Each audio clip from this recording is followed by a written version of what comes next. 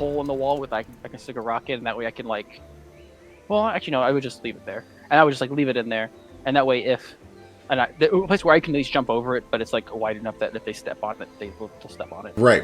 I gotcha. And that way I can kind of like hear the explosion go and set that one up and kind of like watch the tunnels, see if they die. Maybe even get closer to the tunnels. That way Mayor's senses can sense whether or not he can sense any undead there anymore.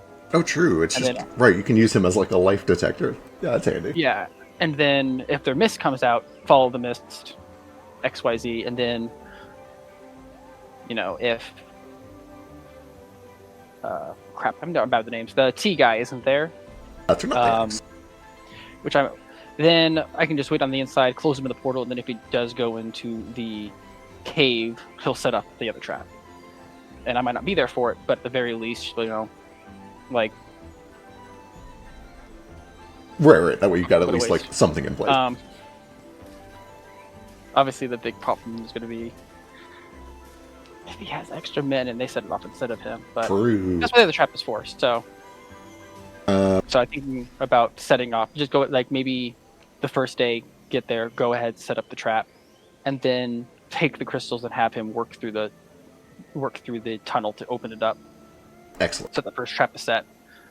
Use the Presto Wand to like, hide, any tracks around, but still show that there are tracks leading in there, so they know that to follow stuff. And I do have the wording for what I want to do for the memory, modified memory for the little Kitsune guy, and he's been blindfolded and like has his perception kind of like cut off while he's been around, so he doesn't know what's going on.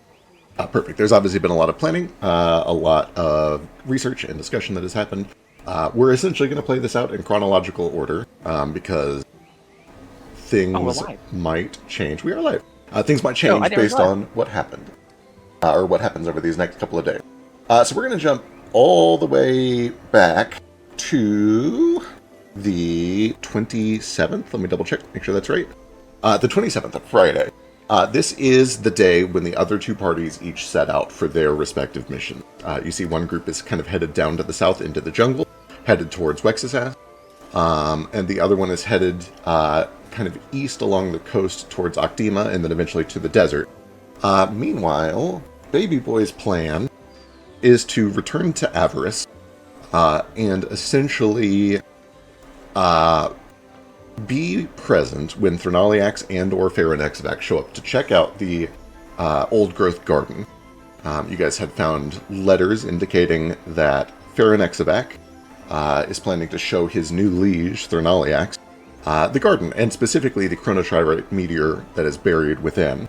And you see this as an opportunity to maybe do some tampering. Anything ranging from, like, gathering information to, if things go very, very well, trapping or even potentially killing them. And a lot of that is going to come down to dice rolls and what happens over the next couple of days. So we're going to kind of do this step-by-step chronologically. And see how all of these plans you've been working on unfold. Let's see. I guess we'll just start on Friday morning. When we left off, you had gotten together a small crew. The first person that you had kind of worked with is this raccoon named Dirge. She is a very talented trapper. She is a rogue, she's a skulk, and she is offered to kind of help set up any traps that you need done. Particularly physical traps. You obviously are very good with magical traps, but she can help with the physical side as needed.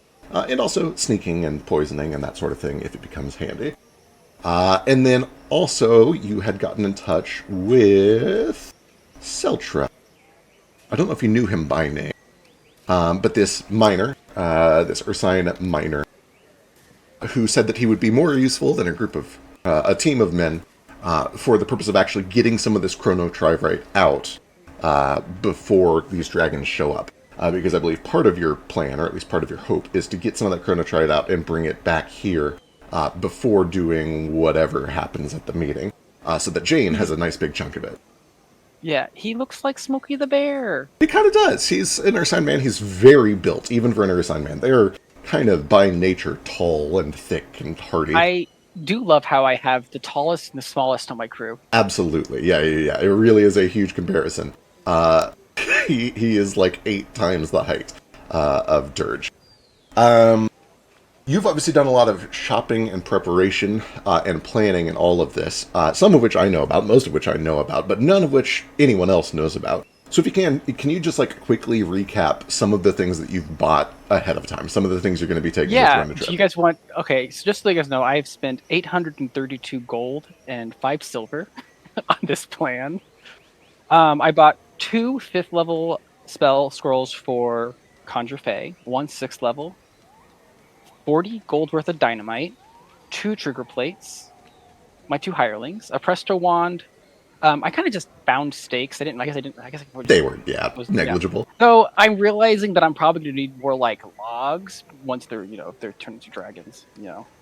And then five things of holy water. Perfect. Wonderful.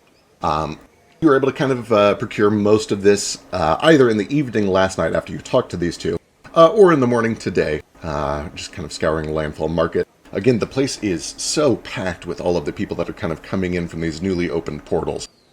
It is becoming very quickly.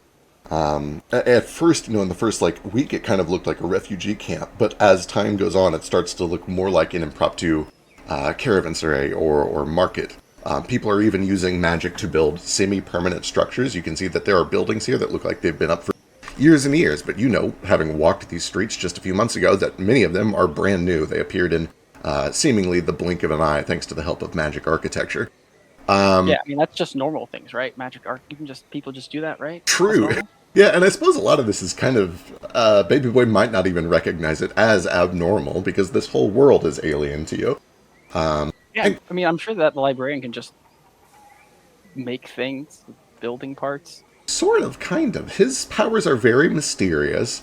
It since I wasn't planning on talking about this, but since you mentioned it, a lot of what the librarian does, or at least a lot of what he explains to you that he does, is shepherd things that already are or are not.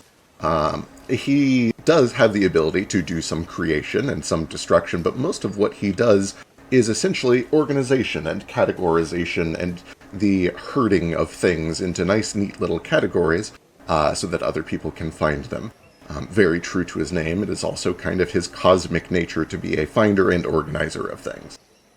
But that's not necessarily relevant to what's happening here today. Today, eventually, you were able to meet up with Dirge and with Seltra, and Dirge is like, And all right, also importantly, I also have that kitsune or the little fox oh spirit. yes, And I you was do. keeping him in excuse me. I did have one of those super special secret rooms. I probably just kept him in there all blindfolded. And then I'm going to start using some modify memory on him. I think I tried yesterday. I don't think it worked, if I remember correctly. I Correct. forget. The first day, last night, yesterday evening, was a failure, but I believe you can try again the next day if you'd like. I can try every day. Oh, So, perfect. Excellent. and as every day I can do five. I can do up to 5 minutes depending on my role. So I have like a page of notes for that when we get there. Perfect. That being the case, if you'd like to do it, you're able to kind of go to your pocket plane in the manors, the dimensional manors, where you find that he is essentially hogtied and blindfolded on a cozy bed, and has been for quite some time. At least overnight, probably most of yesterday as well. Yeah. And he hears the door click open, and he starts to just kind of wriggle and writhe around. What do you do? Probably just go ahead and just cast modify memory on him just to go ahead and just get it started. Perfect. That is is it a will save? Yeah, I'll just go ahead and cast it. Cool. Yes, will. Oh, Mother of all. just barely. You almost are able to reach into the mind of this tiny creature. You find that his mind is perhaps more than the average mortal. A bit of a maze, a bit alien, which probably to Baby Boy is like, ooh, what a fun challenge, but also a little annoying that you're not able to reach into it with the same ease that you would a lot of other mortals. His will saves are quite good. It feels the casting kind of trying to pry in. It hears you do the components of this spell. And it continues to just sort of flinch away, but you have him well bound. He's not going to be able to escape.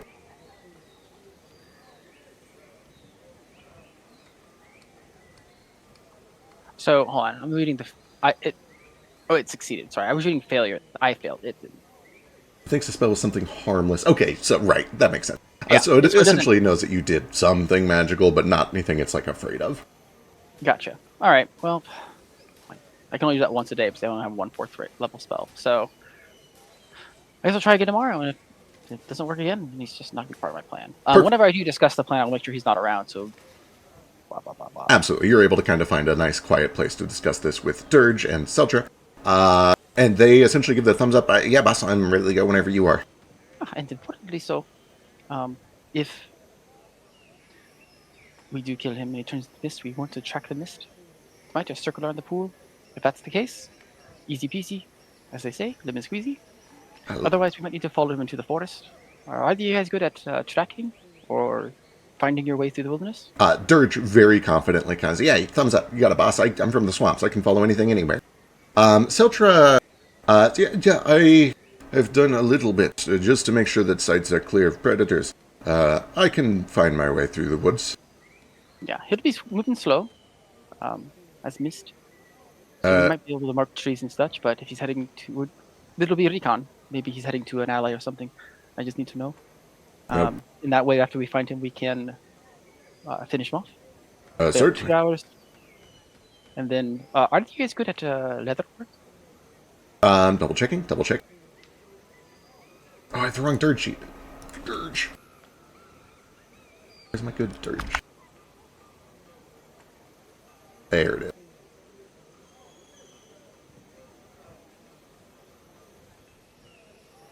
My Cybro is here. Cypro's here. Dirge kind of says, if you just need to cut the skin off of something, I can do that for sure. But Seltra kind of looks down at his hand wraps and at the wrapping around the handle of his pickaxe, which you can tell there's like a little hum of magic coming off of the giant pickaxe he's got slung over his shoulder. Yes, I made some of this myself. I don't think I am an expert in the matter, but I know the basics. I can work with skin. Amazing. Yeah, it might come to it. If not, oh well. But we'll cross the bridge when we get there. We taking off today then? Aye. The sooner we get there, the better. There'll be quite some traveling. Well, I am ready when you are. Lead the way. All right. And then the best way to get there, correct me if I'm wrong, is to go to Pi and then to walk. Correct. So essentially, you guys have a portal that leads to Pi, the capital city of Avarice. From there, you have some options. Actually, before continuing, I should point out, the portal that you have opened to Pi is still technically a secret. There's a very small number of people that know that is open. Finn and Darwin, of course, your whole party, of course, Severalex and Arguminivex, of course. I think it would be difficult to continue this plan without Dirge and Seltra finding out. But they do realize as you do this, like, oh, I didn't know we had this portal open. That's quite handy. Oh, it's a bit confidential at the moment. Got it. Yeah. A little bit hush hush. Hush hush. Nobody has to know. Is it alright if I exploit this for economic gain while it's still a secret? Dirge asks. Nothing big. I just, maybe move some things back and forth for a nice premium. Like some smuggling. Yeah, a little smuggling. Yeah. I mean, after we're finished, I guess. I don't care. Got it. Not a word till then, and not a word after either. Just And money. then if you get caught, then head for me. Right, of course. I just stumbled on this. I was doing a little sniffing around. I've never heard of you in my life. What are you? I don't even know. Oh, I'm baby boy. You're baby boy. Got it. Once you get through the portal, your options are essentially to walk, which is like a good 2.5, maybe 3 if you really push your march. Probably 3 or 4 if you make it a little bit of a more comfortable trip. There is also the option of having Severalex fly you. She has offered that service if you would like. She probably will not stick around because Arguminivex is very deliberately not trying to get politically tied up in all of this. It does not look good for him. He kind of just wants to stay out of all of these politics as best as he can. But his daughter, Severalex, can at least give you a lift to save you, a couple of days of travel. She can make it in 5 or 6 hours instead. Hell yes. I love flying. I did it twice already, I think. At least once, and maybe twice. I can't remember for As certain. long as it's not like that she offered, right? It's not like I'm asking her. How do I put this? Argumentavex volunteered her for it, and she seemed to be fine with it. All right. I'll take her up on the offer. I'll be as respectful as I can about it. Perfect. Wonderful.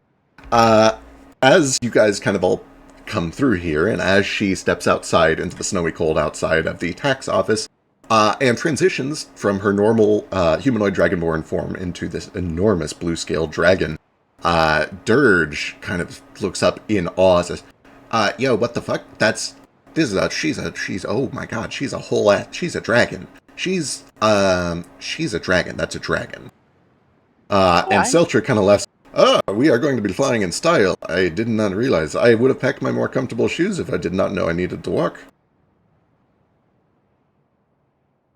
well, there'll be some plenty of rocking once we get there. Right, of course. Well, how do we, do this? I can't say I've ever flown before.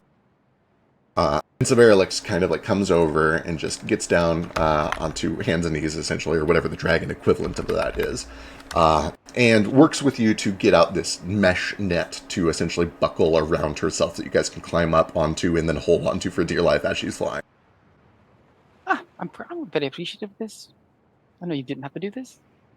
Oh, it's, quite all right. I think that this was ultimately good for the region, even if we have to keep our names out of it. I wouldn't mind seeing both of these assholes taken down a peg or two.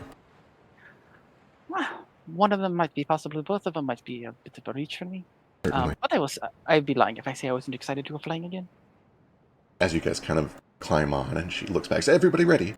The two of them kind of give a uncertain but excited thumbs up. Yeah, all of my tentacles grab onto, I don't know what I'm grabbing onto, stuff. Perfect. She I starts guess out net. gentle. She essentially starts by just like running a couple of circles in the snow, and then doing a couple of quick hops to make sure everybody is on good and tight. And then finally, once everybody is ready, she's, okay, hold on tight. And she takes a running leap and launches herself off of the mountain in the middle of Pi, spreads her wings, and you feel the wind catch. It is fucking cold up here. It is so cold. And I'm in a fursuit. yeah, that's true. You're probably feeling great. Seltra is probably feeling great. Dirge is like shivering through a combination of nerves and cold. But yeah, you were able to kind of pull her in close. And the first thing that Sverelix does is kind of head down to the east to get the altitude lower until eventually you break out into sort of this like gray, drizzly spring temperature instead of a freezing cold mountaintop at, whatever altitude that is. Yeah. Also, I just want to share that the moment this happened, the song that popped in my head. Did you ever? What was that? Robot Unicorn Attack. It's like, oh wait. Oh yeah, I played the hell out of that in high school. Excellent. And the fight begins. As you guys are taking this trip up, she does at one point kind of lean back and says, these two are both very dangerous, you know that. I'm quite aware. Just making sure. I want this to succeed, but don't do anything that will get you in over your heads. Yes, I'm prepared to run if you need to. Wonderful. I'm afraid that I can't be too close nearby, but, well, you're smart. I hope you have a plan for all of this. Aye. And the travel continues. It is about dinner time, when eventually you begin to approach, in the distance on the horizon, a burnt forest, a forest that has been scorched by war. You can see broken ballistae, you can see the glint of metal, things that have been left damaged in the field, and then eventually lost in the tree line. The tree line itself is kind of scorched black, where you can see that a fire started by something, presumably a dragon's breath, just kind of spread uncontrolled until it reached colder and wetter temperatures, leaving a big patch, just dark and bare, the earth kind of this horrible, sickly, brownish gray. And you do see that there is a particular bald spot, where in the center of it there is the pond. A little bigger than a pond, a little smaller than a lake, something in between, as she sets you down at the old growth entryway lake. This lake that you know at the very bottom center of it lies a portal to some sort of an overlaid dimension where you guys just finished up your recent exploration of the old growth. All right. I guess the first thing I gotta do is I gotta stash this Voldra somewhere where he can't escape. I don't want him aware of what we're doing in there just yet. Um, Thank you. I could appreciate it. If I need to find you afterwards, is there a place I can find you? Well, I spend most of my time at my father's keep. If you have a way to get in touch with him, I'm sure that he can get in touch with me. Understood. And if you can, I'd love to be kept up to date with the progress of the theft. Certainly. I know that he was perhaps a little inebriated the other night, but he is truly. I could see the fascination in his eyes when you brought him the questions about the lineage. I think that he retreated into a study immediately to begin trying to experiment with spells. He's a. How do I put this? He likes projects. He's a big fan of having a project.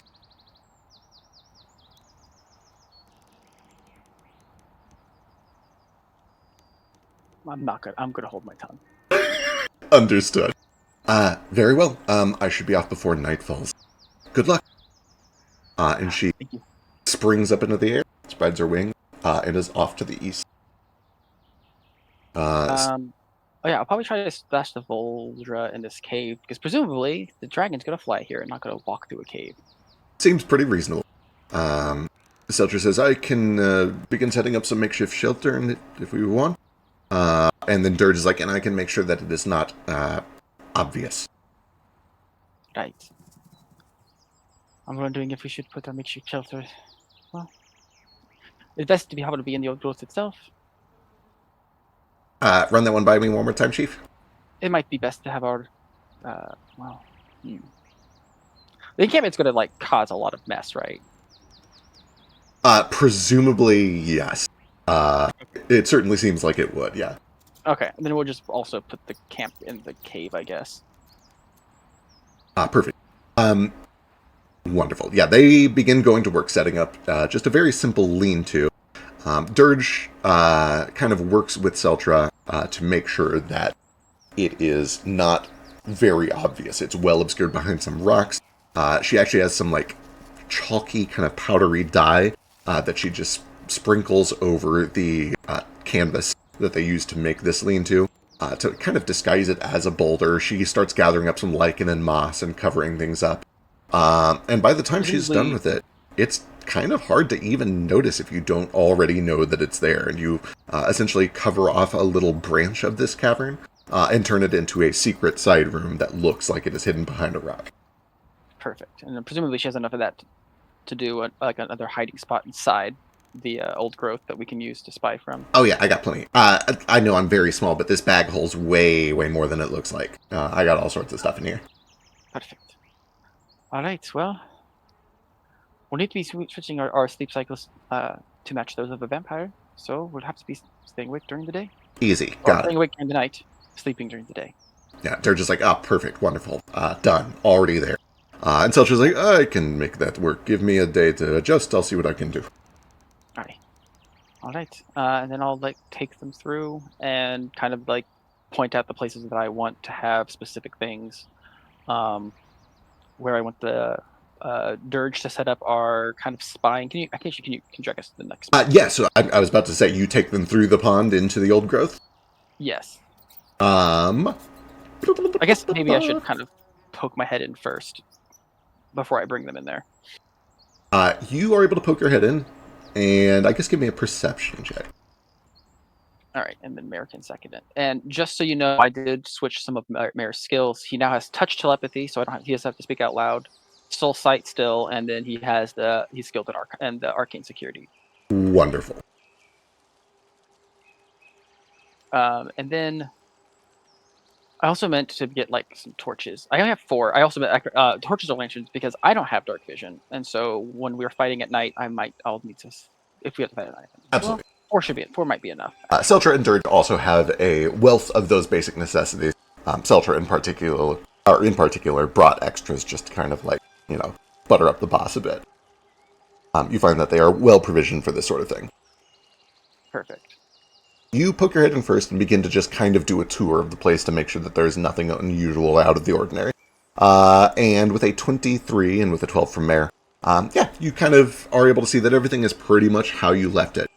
The only thing that I think Baby Boy notices is, contrary to what I show on the map here, where it is still covered in brambles and a little bit gray, life is returning to this place.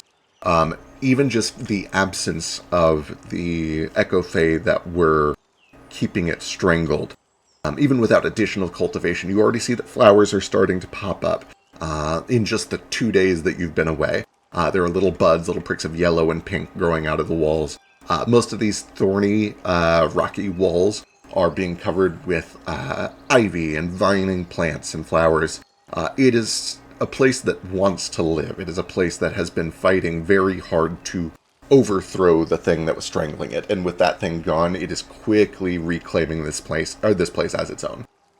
Perfect. And then I'm just gonna have Mare so that like if he does sense an undead creature within 30 feet of me, he'll just telepathically tell me. So Uh, nothing. So hopefully nothing can sneak up on me. Perfect. Wonderful. Yeah, Mare joins with Life Sense and doesn't detect anything living or undead anywhere in this place that you guys have explored. Cool. After I'll like maybe take a quick look around, walk around the area just to make sure that it's safe before bringing them in. Yeah. 23, you do your rounds, you make sure that there is nothing lurking in here. You presumably do you take 30 minutes to go down and 30 minutes to come back up to check out the cavern itself? Yeah, I'll do up here first, and then I'll go down the cavern. Perfect. It's probably a good hour and a half then by the time you fully scout this place out, including the cave. But everything is exactly as you left it, except a little bit more verdant, a little bit more alive. And Perfect. nothing lurking, nothing hiding. Yeah, and then let's see. I want wherever we're going to be set up to be so that if something steps out of the pond, it's within 30 feet of where we're set up so that Mayor can sense it. But I don't know, like, obviously these are walls, right? Can we be set up on top of these walls or no? Um, Are these just like straight up like cliffs and bushes and stuff? they're pretty steep, but it's not insurmountable. You guys have all the time that you would need to climb up there and set something up. And you find Like this that would be an optimal spot, I think, because you can see a lot. yeah. The elevation is a little bit weird. It's not like there's a nice, clean, flat surface up there. It's kind of this rounded dome with a lot of rocks, but you can absolutely set up a tent there. Just sort of like a makeshift camp and kind of a rope ladder that leads Yeah, it down doesn't to need the to be east a camp. side. It's mostly just like I want her to like make like a what are those things called? Like not a ghillie suit. What's the thing that it's like a one of those like nets that kind of like looks like leaves and grass that we can kind Oh, of hide under, like a the little lean-to that. hunter's blind. Yeah, you want a Yeah, blind. Yeah, I want a blind up there so that we can like it's just for hiding. It's not for sleeping. It's just so that we can like keep an eye out whenever we're expecting company. got it. Perfect. Excellent. Can do. She begins to set up a blind. This is actually something that Seltra is able to help with as well. He has done some hunting. So the two of them, once again, well suited for the task, are able to kind of start setting up a blind to hide behind up there that you can keep an eye on this smaller pond that you guys emerge from with the white tree growing out of it. It is worth mentioning that they kind of have to take your word for it when you say, okay, we have to swim down through this lake. You get the impression Dirge is like, yeah, okay, got it, let's go. Magic portal, let's go. Just hold my breath, got it. Seltra is trusting, but you immediately get the impression he is less familiar with magic of this nature. He is a miner, he is a civilian, he doesn't go on risky missions, he does mining. And so this feels like a proper adventure to him. This kind of feels like, oh, I'm doing a thing that adventurers do. I'm going through a magic lake portal instead of drowning. But nonetheless, he's very brave. He's being paid very well. And he takes a deep breath, dives in, and before long, he's pulling himself out of the pond on the other side and takes a look around. Oh, this is beautiful. I have never seen a place like this. It's a fairly special place. Once again, this is probably more hush hush than anything else. Right, of course, I will say nothing. Yes. Perhaps we should head into the cavern, and I can show you what we're working with. That would be great. I, Uh,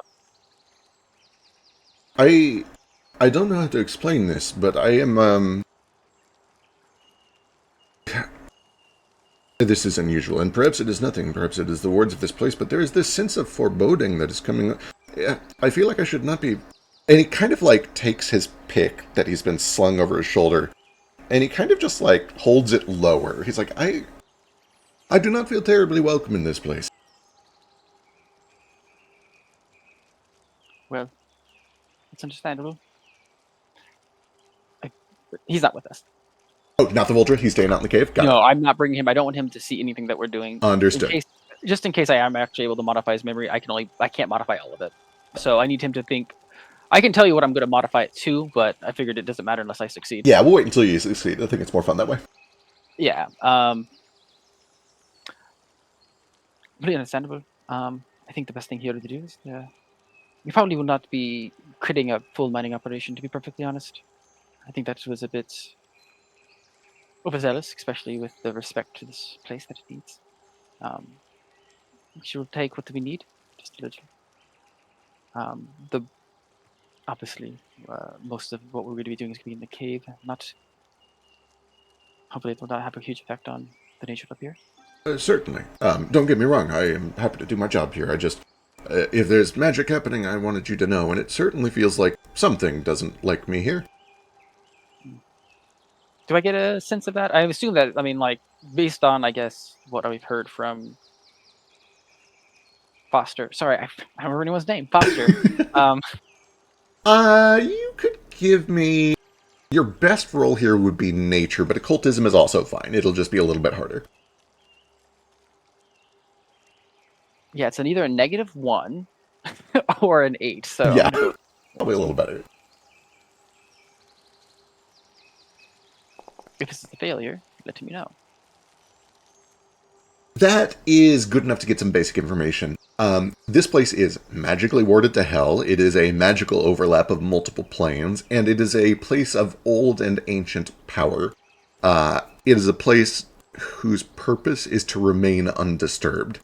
And you can see with a 17 that as he walks through, the very same plants that have so eagerly regrown and reclaimed the territory that was choked away from them seem to follow him specifically, and especially the pick that he brings in here. You are able to tell, perhaps with a little bit of experimentation or even just observation, they're not hostile, but they are wary and a little foreboding. And on a 17, it seems reasonable to you that they may be giving actual magical, subtle vibes of uncertainty, like a magical unease that they are impressing upon him to kind of spook him away from this place. A lot of haunted woods do that sort of thing. A lot of witches put similar enchantments on their lairs. Just general feelings of unease to make it clear to a creature that it is unwelcome. Do I feel like I can perhaps communicate with this? That is not impossible. Do you have anything that allows you to speak with spirits or speak with plants? No. The only thing I could even fathom that could be even helpful is hold on. I probably should actually just inside of it write its actual name, because I always forget what the spell's actually called. It's the Fair. one that lets me like have people give the help action with sharing knowledge and just like share knowledge with it. And I really just want to let it know that like we will like we're gonna mess some stuff up, but it's going to allow you to then overcome and grow further. Uh, I'll let Kind of you, like a natural cycle of thing. yeah, I'll let you cast the spell and see what happens. Yeah, let me see the spell. Okay. Now I have modified the actual spelling of it. Let Sure. me actually look up what it's actually called. Right, I think, right. I think I have it on my phone. So give me 1 second. Uh-huh.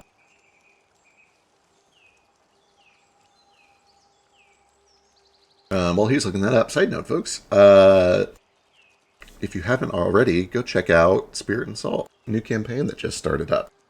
First episode is Yeah. up over on YouTube. It's streaming on YouTube first because they're all pre-recorded, and Twitch doesn't have a really good way to handle that, so we're premiering them on YouTube. The spell is join pass. Ah, right. Okay, let me go look.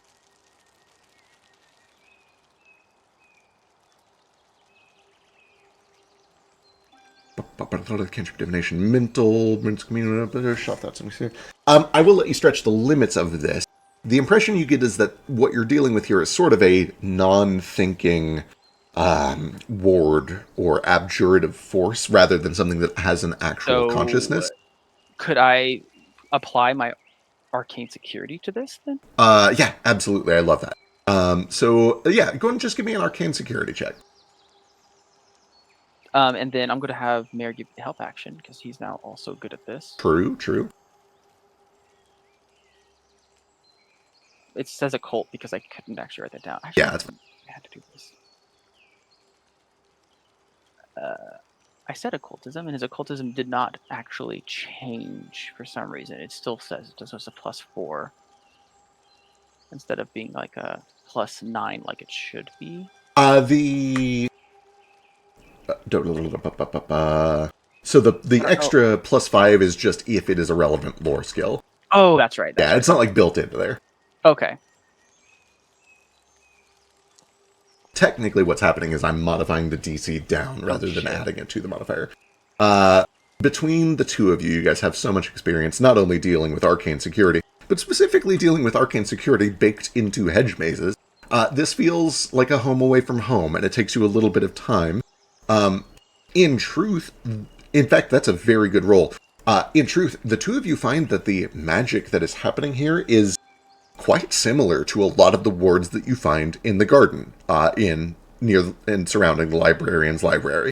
Does it feel like it is the librarian's magic? It doesn't feel like the librarian's magic, but it feels like the same style. It feels like, it almost feels like it could be somebody who learned from the librarian or learned from the same person as the librarian.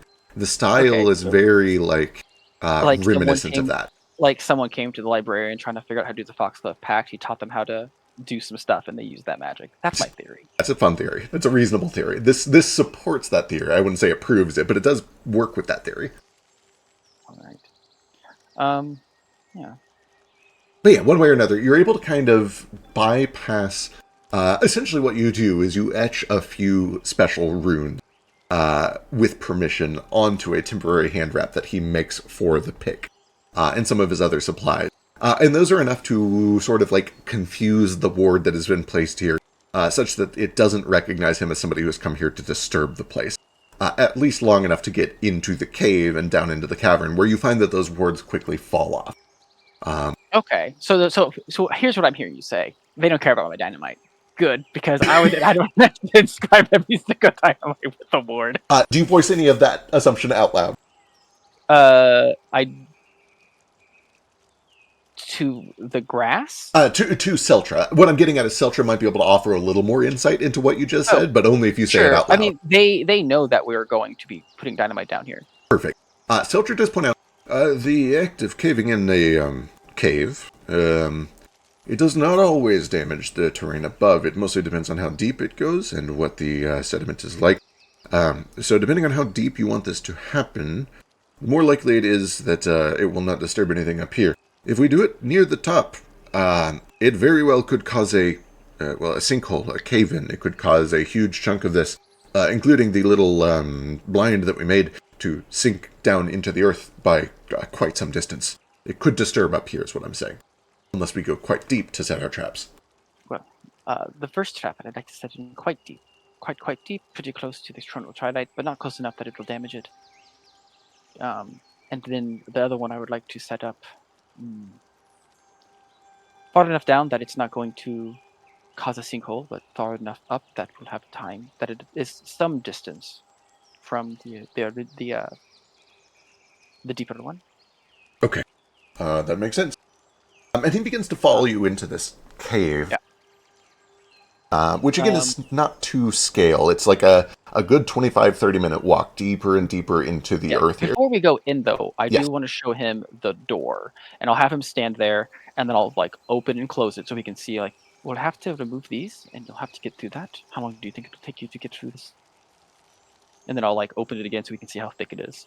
Oh, you want me to like burrow through the through this doorway? Aye. That's not bad. Cannot leave this. Let me take a look. And he takes a little time to kind of study over it. And Dirge, when seeing that it is a magically activated door, kind of looks up to you and says, "So why we gotta keep it closed if we're just going to destroy it?" Do you see these things here? Yeah, These are shiny rock things, keystones. hmm These shiny rock things are not just keys. They are part of the big thing underneath, and we don't want someone. If someone wants it, I want them to go into the cave and not just to come and snatch these and walk away. Ah, I got it. So you're throwing the keys into the door and then locking it, but then we're going to blast it through it. Oh, I'm taking the keys with me. I see. I understand. Gotcha. That way, they can't take it and use it for whatever. If they want to do this chrono chronotrite, they'll have to go deep inside. Got it. Understood. Makes perfect sense. Okay.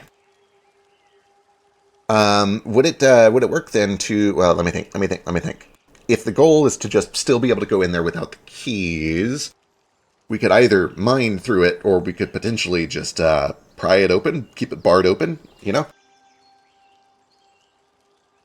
And the two of them basically work together to come up with a plan to keep this door open without having the keys in it, whether that is by Oh, that's destroying it perfect. or That's by great. wedging it open. Yeah, if they can wedge it open and it's not going to be like an actual problem, that's great. But if it can be wedged open, but there's a chance it might just like slam closed, like we don't want to be trapped in there. Right, right. So let's see how these rolls go. Oh, I should probably do PWL. One day, I'll remember ahead of time. What's that mean again? The Oh, proficiency with that level thing. oh, Ba-da-ba-ba-ba-ba. The two of them look it over and come to the conclusion that whatever this is, it's very old and it's very powerful, and they, like you, are worried about prying it open and having it just slam shut anyway.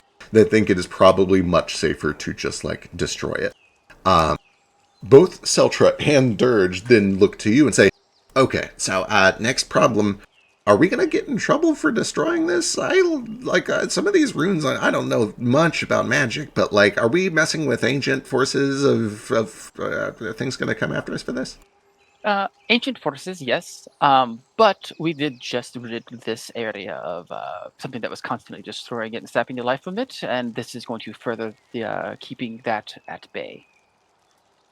They kind of look at each other, and Seltra's like, "This is what the hazard pay was for, yes? Let's get to And it." also, if it makes you guys feel any better, the forces that be did nothing to stop the things that were trying to destroy this place. Ah, well then what good are they? Um, to make you feel spooky? He begins to just pour out explosives from his rucksack. And he gets an auger and a chisel, and he begins to make a few strategically placed holes in this doorway. He says, "Whenever you're ready, I can blow this thing down." Hi.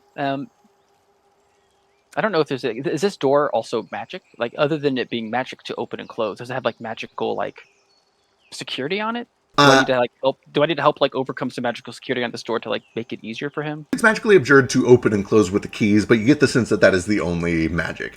Okay. Admittedly, even just that little bit of magic means it's more resilient than a typical stone slab would be. But he seems to understand that and has, like, prepared accordingly. He's put a little bit more dynamite in there to deal with that. Cool. Also, if you didn't want to do this now, I mostly just wanted to show him this so that we have like an idea of what all we need to do, so that we can plan a timetable of like what to do in what order. Understood. Then he will not do Yeah. anything yet, but he kind of looks it over and says, "Okay, one right here, and then this part should fall from the weight." Got it. Okay. And we go there? Yes, and then as I'm walking in, I'll be like, well, as we plant these things, I do have the aid of some summoning magic. I can summon some phase that can do stone shape. That way we can just suck in the dynamite in the plate.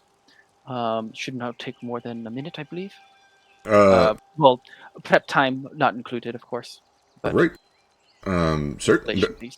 Of course, that would make things much easier. You've nearly put me out of a job. But yes, no, of course, that will make it a lot harder to spot from the outside too. I didn't just hire you for your physical labor. I need your mind. You're quite intelligent. You're quite knowledgeable about these things. I know.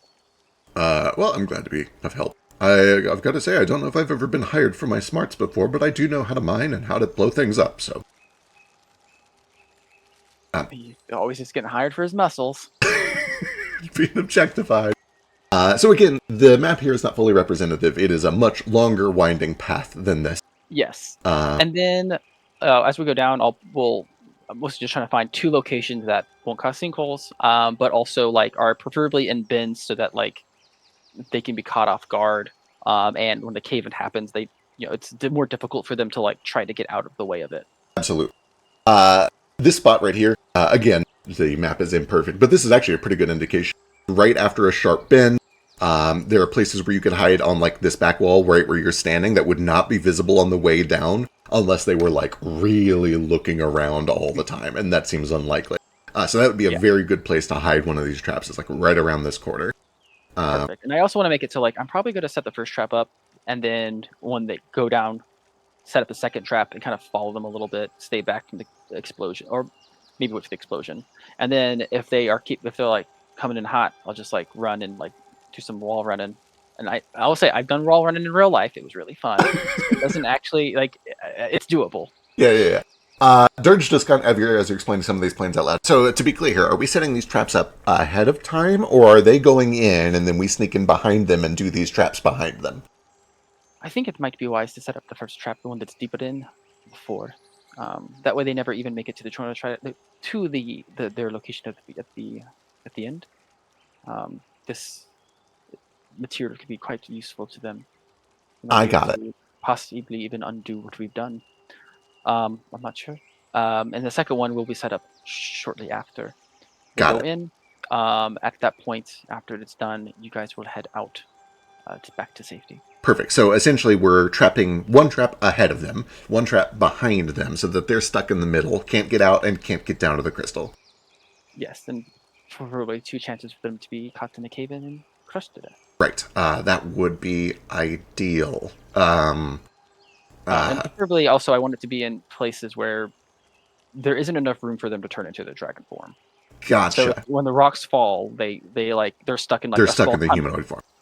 They're Uh, stuck in a small tunneling area where they can't actually like move very much. There's not like a way for them to get out of the way, and it's more Perfect. likely for them to get crushed. That being the case, Yeah, something like something like this would be even better. yes, this Yeah. would be absolutely perfect. Wonderful. And there are definitely multiple points like this, multiple chokes where you could pretty easily.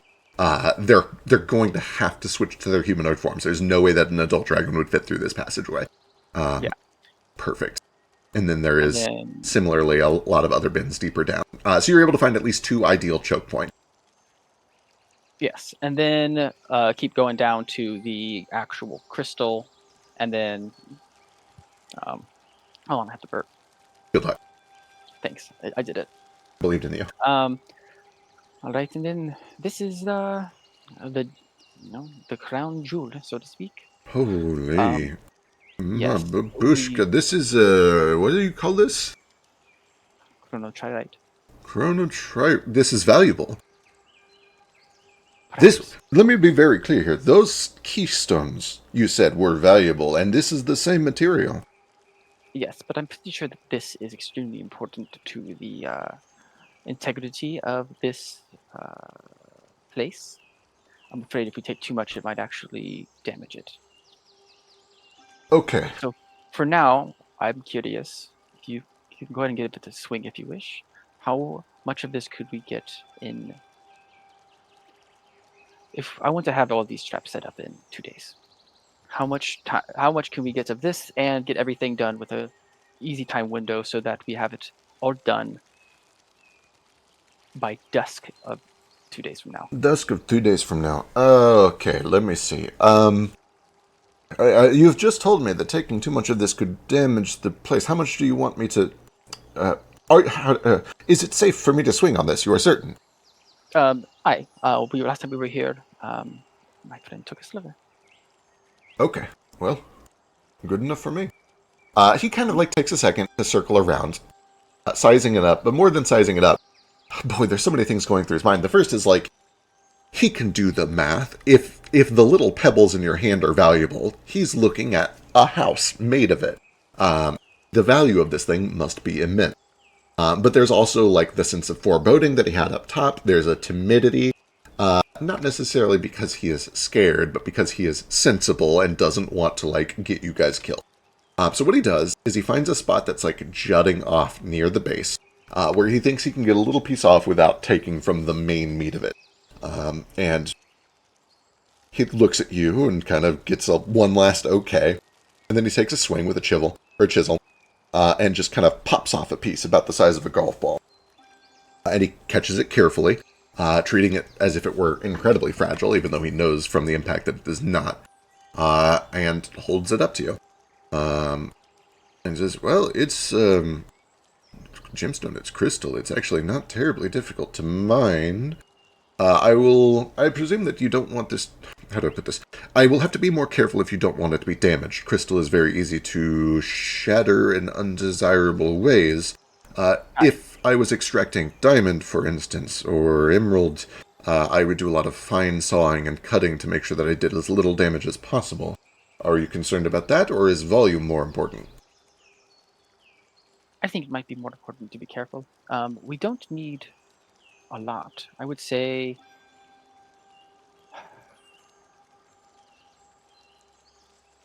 a cube foot by foot by foot, or even 2 feet by 2 feet by 2 feet would be 2 feet by 2 feet by 2 feet would be probably too much.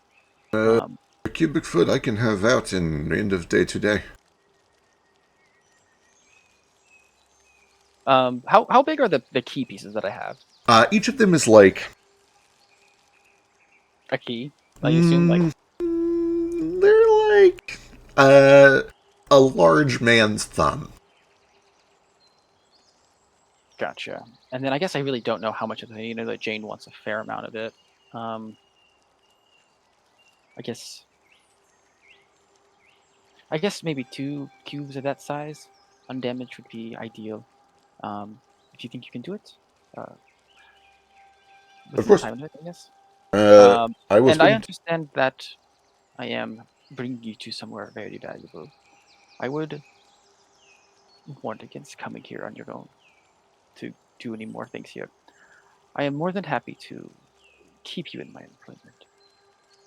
Dirge kind of like pockets a little dagger that she'd been carrying just in case something jumped out of the dark at her.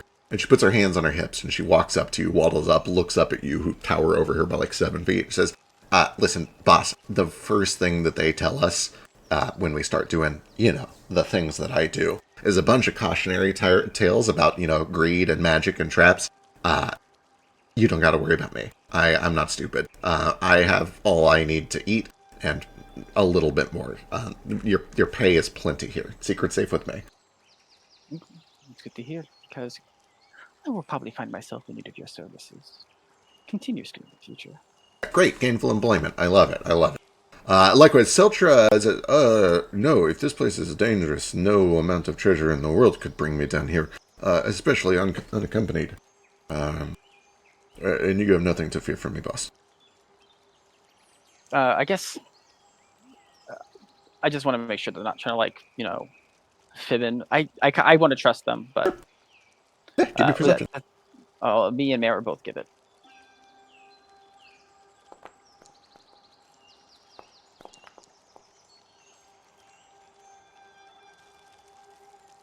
It's pretty good. Those are both pretty good. The impression you get from Seltra is that he's been completely genuine. He was a little spooked up top, and he is still a little bit spooked down here. He's confident that he can do his job, but magic is a little unfamiliar to him, and so he doesn't want to fuck with things too much. You get the sense that he's not going to do anything stupid. Likewise, on the opposite end of the spectrum, Dirge has a ton of respect for magic. She understands that the most dangerous traps in the world are magical. She does not want to piss anything off that doesn't want to be pissed off. The only thing that you kind of get from Dirge on a 21 and a 23 is she probably has a few very close friends and confidants who are going to ask her about this mission, and she's probably gonna, she might tell a couple of her closest friends uh, a little bit about the job. She's not gonna, sell out the location, but you don't think that she's gonna be necessarily tight-lipped with her closest and most trusted friends. George, Yes. I understand that. I need you to understand how important it is to keep this as secret as possible. Other Uh, people want this. Other powerful people want this. I do not need attention drawn to it. right, you got it. Cover story. I understand. Future work. I don't want to violate that trust. This includes close friends. Got it. Not even the brother and sister. Preferably not, unless you want to bring them in to this line of work and the danger that it entails. Oh, Lord, no. Oh my God, no, they're not ready for that. No. The people that we are going to be taking on, we, well, they're not going to be happy.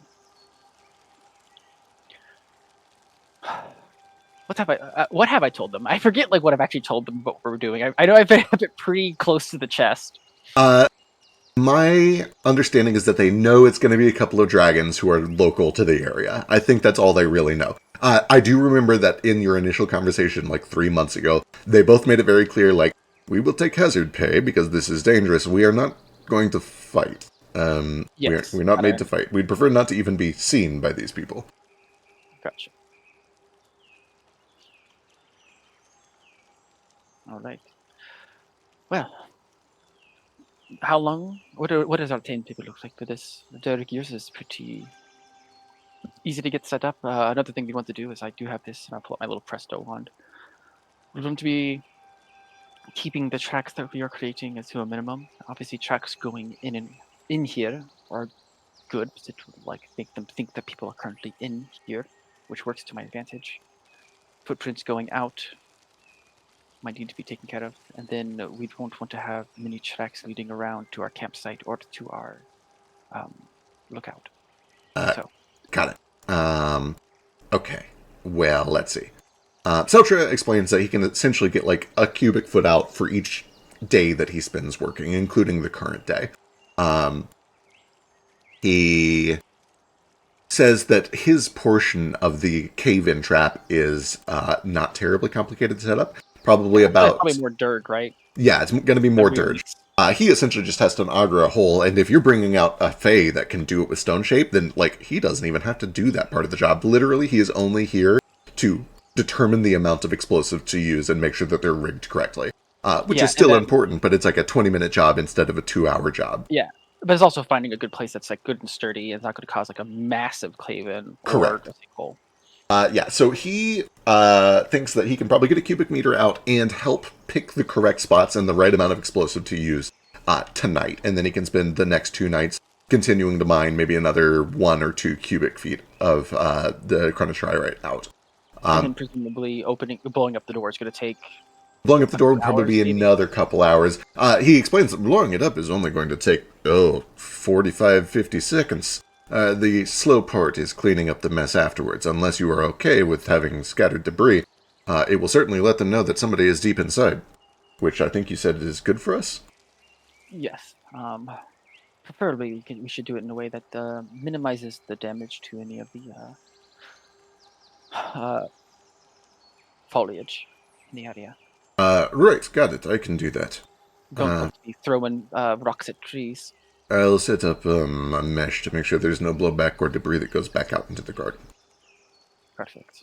And Dirge's then job is longer because it really only takes, an hour or two to run the tripwires and cables to set the trap up. The longer part is disguising all of it to be unnoticed. And she says, I could do a sloppy job in 2, 3 hours. If I have 2 days to work with it, I can make it unnoticeable. yeah, I I can mean, make it isn't the big? invisible.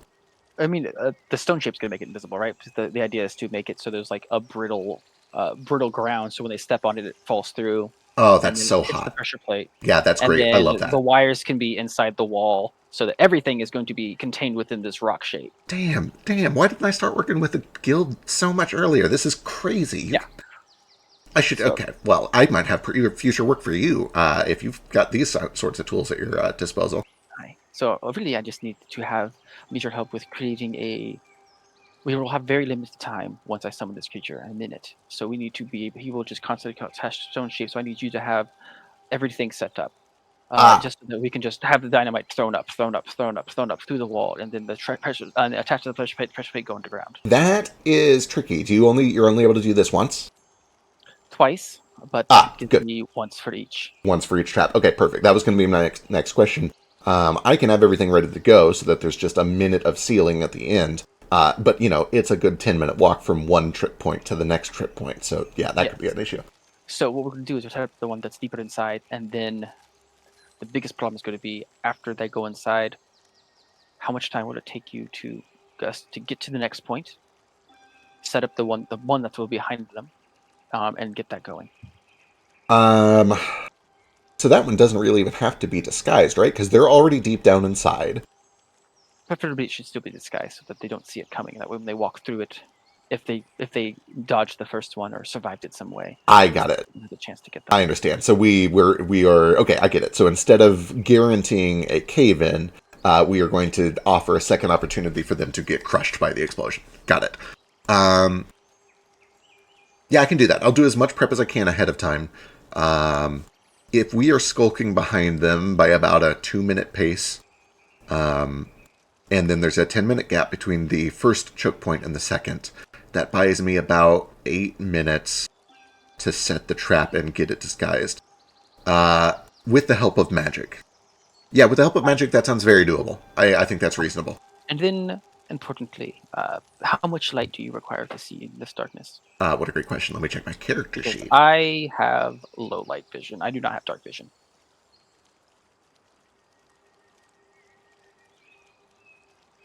She also has low light vision. She needs just like a little bit of light, but Does not. she have a hooded lamp turned on by any chance? Or Um, I'm assuming, if not, I could have bought one. Seltra absolutely has a couple of mining lamps, and he has them in additional sizes because, he figured this might be necessary. So he actually, if you want it, has a little metal bucket miner's cap with a headlamp on it, and one that is tiny for Dirge's head as well.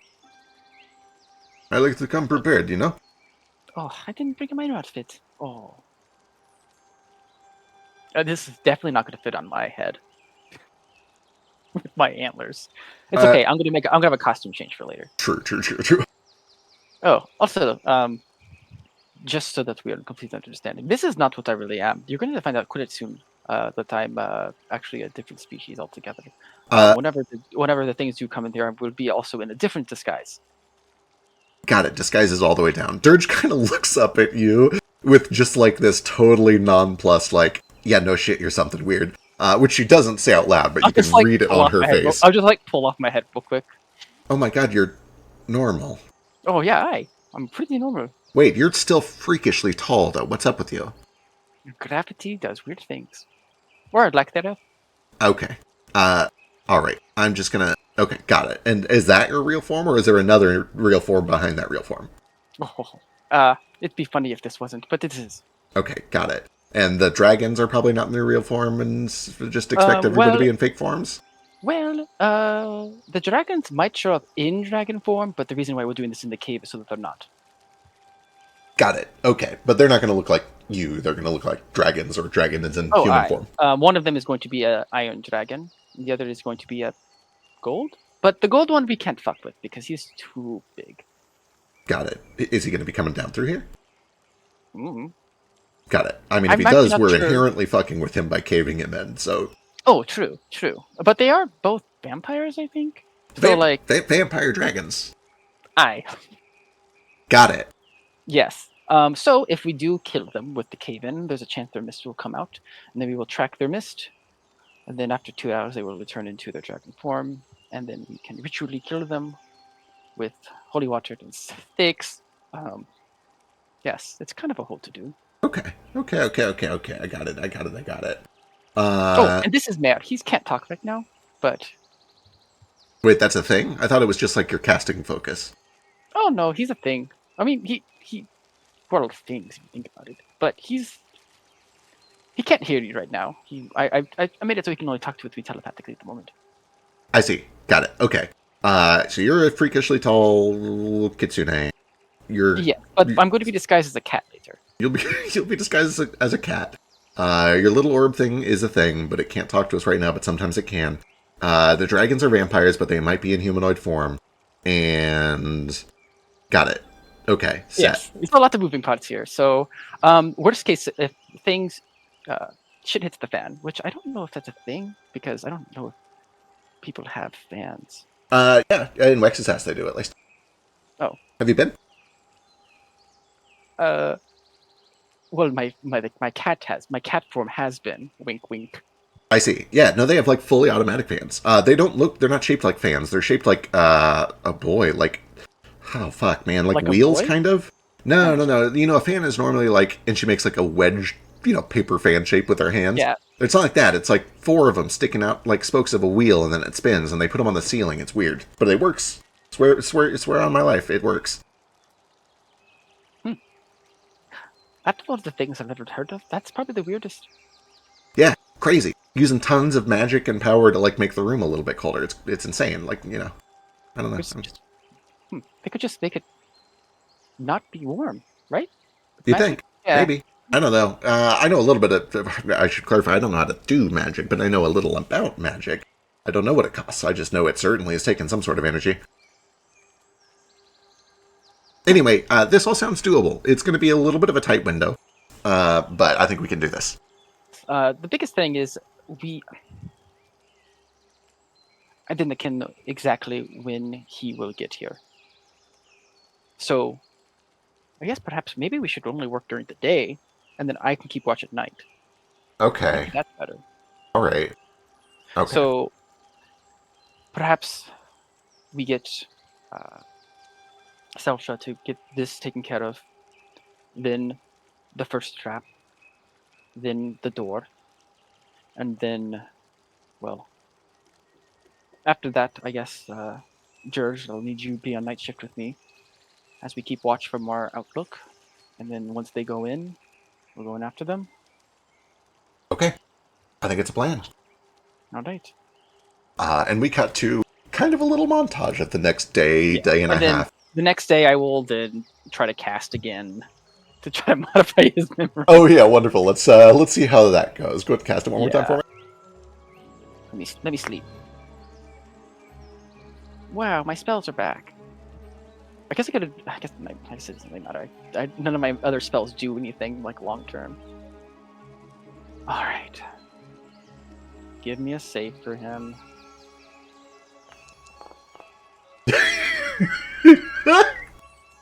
This Voltra is unflinchable. Yeah. I don't know if I should just like kill this guy because now he's becoming like a liability. For what it's worth, if you've kept him tied up for 2.5 days now at this point, like, his wrists are raw.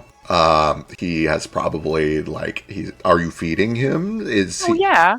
I'm Okay. giving him food and water You're and feeding him, you're watering him. He probably every now and then needs to be cleaned up, unless you, like, untie him to go to the bathroom. I have prestidigitation, Fair. but also that's really demeaning, so I'll probably take him to the bathroom. Okay. I was gonna tell him that he's getting part of this was like he's getting hazed or something. So like I had like a I had like a modified memory that was gonna explain why this is being done to him. Understood. But I don't think that's ever gonna happen. Let me, in case this becomes an issue later, what is a treating your captives nice check? I guess give me a performance. I don't even know. Give me diplomacy. This feels like diplomacy. Give me. How about this? Can I sew in occultism because cult leaders they literally have prisoners. I don't think that's the right skill here. Occultism is very much the study of magic. Yeah, a joke. Fair. Yeah. What do you want me to give you? Give me diplomacy. To essentially a prisoner handling check. Wait, I have a skill for this. Do you? Do you have a skill for this? So here's the thing. I do have this one. I don't know how I can apply it. So give me a second. It's called subtle threat, where I could use intimidation instead by implying that something bad would happen if what I'm doing isn't happening. Pretty much. Okay. But let me read through this real quick. Choose to suffer. So you take a -1 before making an intimidation check. If you do, the creature's aggregate is not negatively affected. They interpret your words as a genuine cautionary warning rather than a threat. Okay. So you can essentially like coerce them into doing stuff under the guise of you're saving them from something worse. This is for his own safety. Like, right. He can't find out what's happening. This is like. I like it. Okay, I'm into it. Yeah, go ahead and give me an intimidation check with a -1. I'm just going to turn off my potency to give it a -1. Sure. I'm very nervous. Hey, that's pretty good. That is pretty good. You, one way or another, are able to kind of maintain this guise of what you're doing is important, what you're doing is necessary. You know it's unpleasant, but the alternative is worse. I can't remember. Do you speak his language? Well, I guess you have. I can't remember. Let me double check his stat log. Oh, do I not? Oh, that's gonna make things super awkward. Right. That's I thought we talked before, but you do. I found it. So he can understand when you speak to him. You're able to kind of communicate with him. Like, I know this is confusing, but it has to be done. Trust me, you'll find out soon enough. There are dark or big things at play here, and essentially sell him on this idea that what's happening to him is confusing but necessary. And so he plays the part. yeah, and I'll try giving him like I'll try to make him comfortable. Like if I can put like soft padding so his like doesn't get like like rope burn on his wrists and stuff. Okay, I like make him comfortable. fair. Still, 2.5 days of being held captive is not pleasant for anyone, but you do your best with your prisoner handling check. Maybe not everyone. Someone's probably into it. Fair. But nonetheless, he is complicit, or at least he's playing along decently. And we cut to a little montage of all three of you going to work. Do we have montage music? Absolutely, a little bit. And Seltra continues to just kind of carefully saw out these big chunks of chronotrite. He does take it from low and sort of to the back of the room so that what's being done wouldn't be seen right away by somebody coming into the cavern. Perfect. He works with Dirge to kind of set up a couple of perfect choke points and figure out where these tripwires should go. He does like some chalk markings along with Dirge to show very quickly where this Fey Spirit should do the stone shape. That can then be swept away almost instantly so that the spirit can work quickly and then they can cover the tracks quickly. And then these core jobs, blowing things up, laying explosives, are pretty quick. What takes the most time is covering all of the tracks afterwards. I have prestidigitation. That helps a lot. Dirge also just kind of is light on their feet and knows what she needs to do to not leave a lot of tracks. The one who is a little bit weak here is Seltra, and so you spend most of your time cleaning up after Seltra. Stealth is not his forte. His forte is tearing things apart and blowing them up. But you were able to work with Dirge to kind of cover all those tracks. And let me go ahead and get from you let me get one occultism check, one stealth check, and one arcane security check. So you said occultism? One occultism, one stealth, one arcane security. Okay, here is occult. If this is a failure, let me know and I will re-roll it. I assume that's a fail. Wait, no.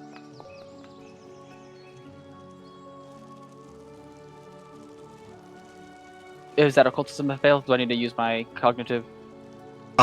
This is a bit tricky because this is going to set the DC for something later, so we won't know. If you want to, you can go ahead and use the crossover and take the better result. Alright.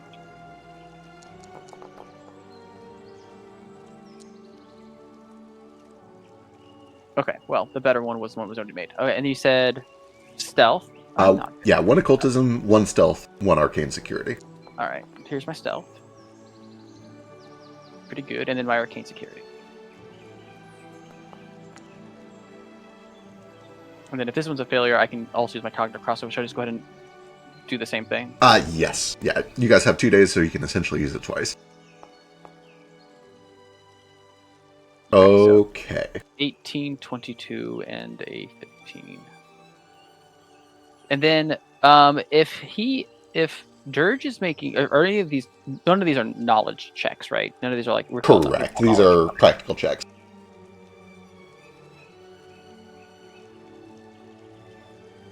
Cool.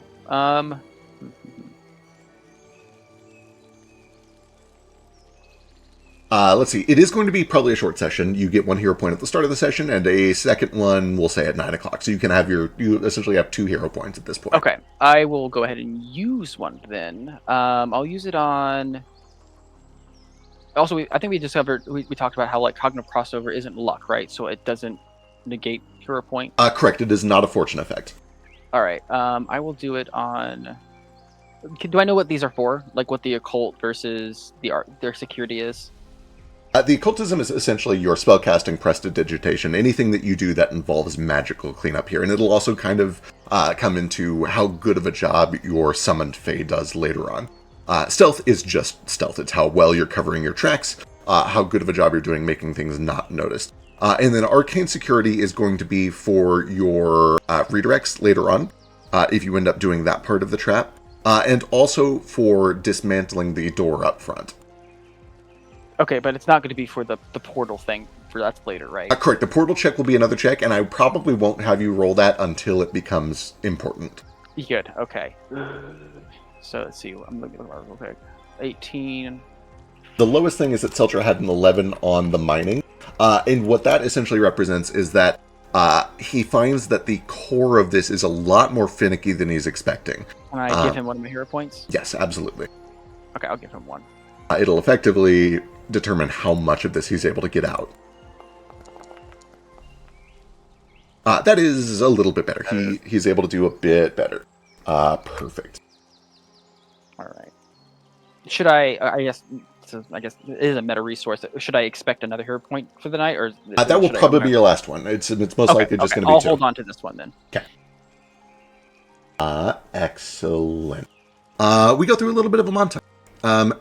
As you got started, you were given a bunch of these like earpieces that allow you to communicate over long distances with the rest of your party, along with the understanding that you will have people listening in.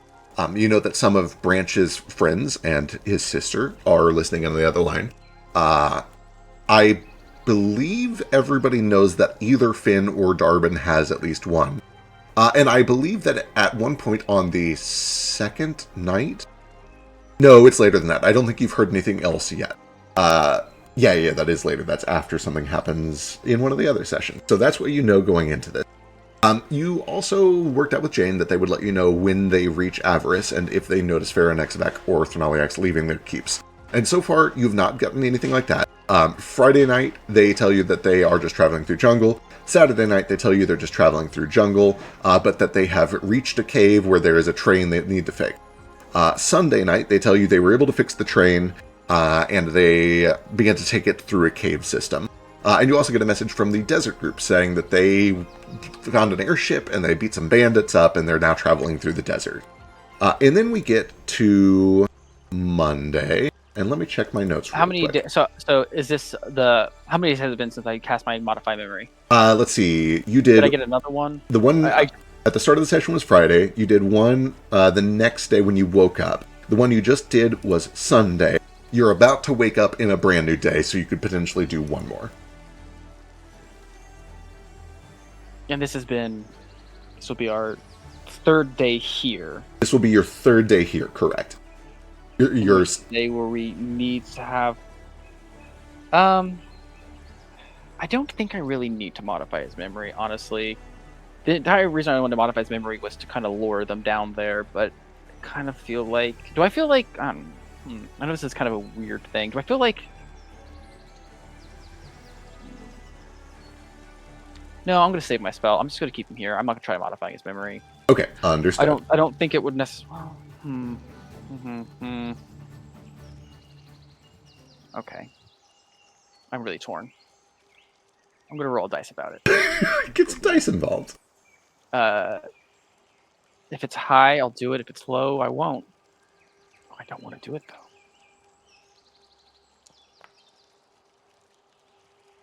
though. I'll do it. What's the worst that could happen? What's the worst that could happen? It not work, and I waste my spell slot?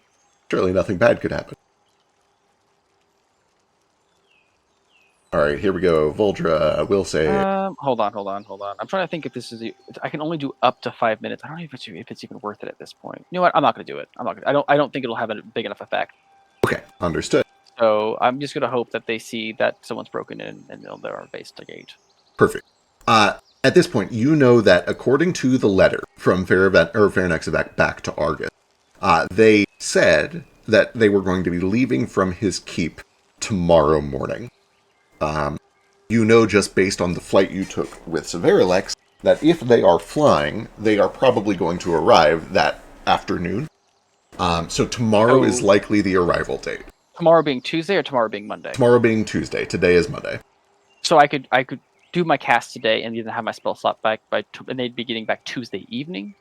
Correct? They will probably arrive. They will probably arrive Tuesday afternoon, and you just woke up Monday morning. Can they though? Because can they be in the sunlight? What a great question. They're Um, vampires. We talked about this. They get destroyed by sunlight. you give me a pretty easy. What's a memory check? It's investigation. Give me perception. Give me Yeah, a, I know that you said that one guy was maybe a thrall, but when the information you sent me made it sound like he might have been more than that. right. Go ahead and give me a perception check. Perception? Yes. Perception is kind of like a catch-all for insight, perception, and investigation in this system. They kind of merged it all into one thing. Because I can just pull up the notes. I have them. This for Baby Boy happened like 3 days ago, but this for me happened 3 months ago.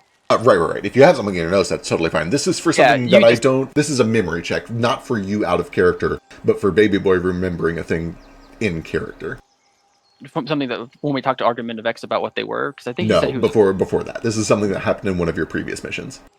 Oh, okay, all right. Um, can I use my cognitive crossover to get help?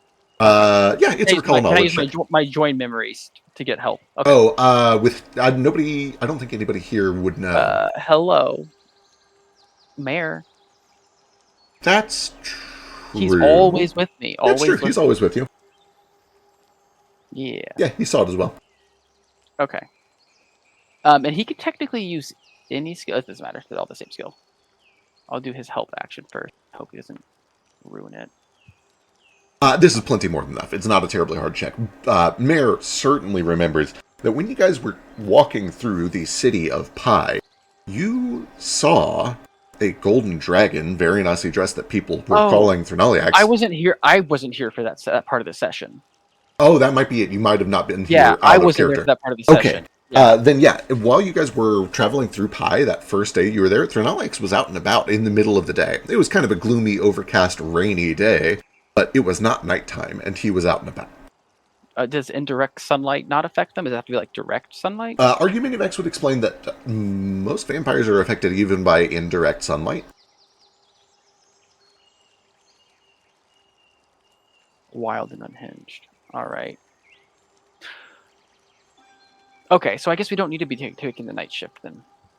I guess I just need to never sleep again. Okay. Okay, I'll do the modified memory for him. I'll sleep tonight, and then I'll be ready in the morning then. Okay.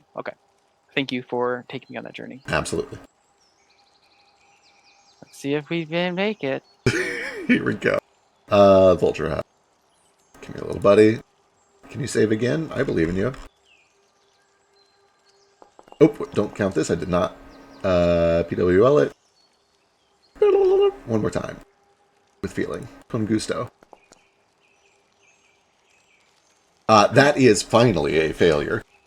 Finally. Alright, during the first 5 minutes of spell duration, you can sustain it to modify a memory once a round. Each one is 6 seconds of memory, so effectively you get to modify 5 contiguous minutes of his memory. What do you do? Okay. So I'm going to modify the memory of the combat that happened when we first got there. Instead of us being there, he's going to have the memory of a theft coming in and start rampaging and attacking and slaughtering his people. And then we showed up as reinforcements and drove her off. But then she left. And we had to bring him. We had pretty much had to blindfold him as we were going to get like secret information that he wasn't privy to because he's not high up enough. Yes, right. I can hear you. I don't know if you guys can. And that's why he was blindfolded. And if I'm able to do any more than that, I'm more than happy to. But if that's all I get, that's all I get. Wonderful. Let me read through this real quick and make sure it works the same as it does in 5e. Maximum of 5 continuous minutes of memory. Any memories that It has to be continuous, so it has to be part of this memory. Okay, right. Gotcha. Any memories that you've altered remain changed as long as the spell is active. I think the duration is unlimited. Okay, that seems like it's just if it gets like dispelled or something. That makes sense. Okay, perfect. Total moves out of range before the 5 minutes if you can't alter further memories. Got it. So a willing target express. Okay, if they're willing and you upcast, it can become permanent even if it's dispelled, but that is not what's happening here. Okay, wonderful. As long as he's not dispelled, he will believe this. Okay, excellent. Then yeah. More than one in, because I was going to modify more, but I don't think it's going to happen. So he's going to remain blindfolded for now, and then there is. Oh, and, another thing too is that like the eventually party he was leaving with was going to find information on where a theft went. There is kind of a moment as you are reshaping this Volger's memories, the part where the battle happens, where he realizes that many of his comrades were destroyed by FF. You see his hand clenches, and there's like a little glint of a tear that runs down his cheek behind the blindfold. But he relaxes at the end of it. He lets out a sigh that he had been holding in for many minutes, and he just kind of nods through a sniffle, like he gets it. He understands now why it's important that you've done what you've done. Don't make me feel bad about this. I'm just doing what the world would do. You can choose to feel bad or not. That's your Oh, call. this is just okay. Cool. And then in the morning I'll do something else with him. But that's my Monday with him. He's gonna stay in the cave still, as we get the rest of everything taken care of. Presumably also Monday we're gonna try getting the first trap in, if Okay. she has it prepped, and then she will work on having the rest of it prepped so that, and preferably at our hideout lookout thing, so that we can then take it down, and then I'll spend the rest of the day prestoing footprints and stuff away, so it just looks like someone went a group of guys gone down there. Perfect. Let me get from you a luck check and a perception check. I don't like these. Here's my luck. Okay, I think I might. Oh man, sorry, I was like inside the typing box. Do I know what this luck check is for? Before I decide to waste a hero point on it, You will as soon as it or can becomes I even relevant. can I even use a hero point on luck? You can use a hero point on a luck check. The nature of this is the timing of an event happening, and you won't know what the event is until it happens. So in other words, it's not like a spell where you know what's happening and you can choose whether to spend resources. This is essentially determining the convenience of an event happening. So on a 1, it means something is going to happen at a very inconvenient time, and you don't All know that right, ahead of time. I will use my hero point to Okay, fix this one. good luck. Or maybe fix it. Maybe, yeah, we'll see.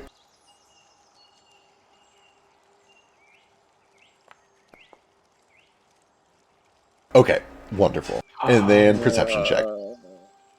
Okay, Meryl second. I'm so nervous.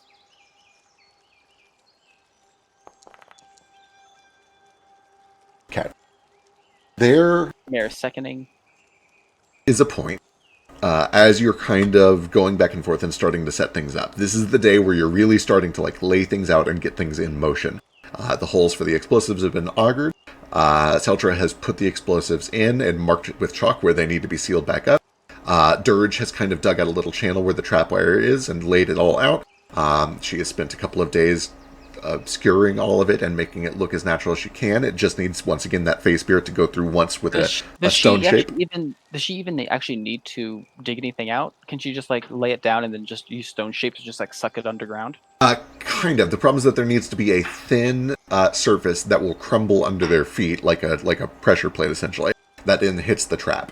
And so she has essentially dug out the ravine ahead of time that the tripwire will be in, and now the spirit is going to go over that to do the smooth, thin, crumbly part that covers it. Yep. And that, again, she spent 2 days on it. She's had a lot of time to get it working. She feels pretty confident in their work. A lot of the lead up is done here. It's all marked with chalk. Essentially, the last step is to do the first casting to cover up the deeper trap. And the second one obviously has not been chalk marked because that would give it away too early.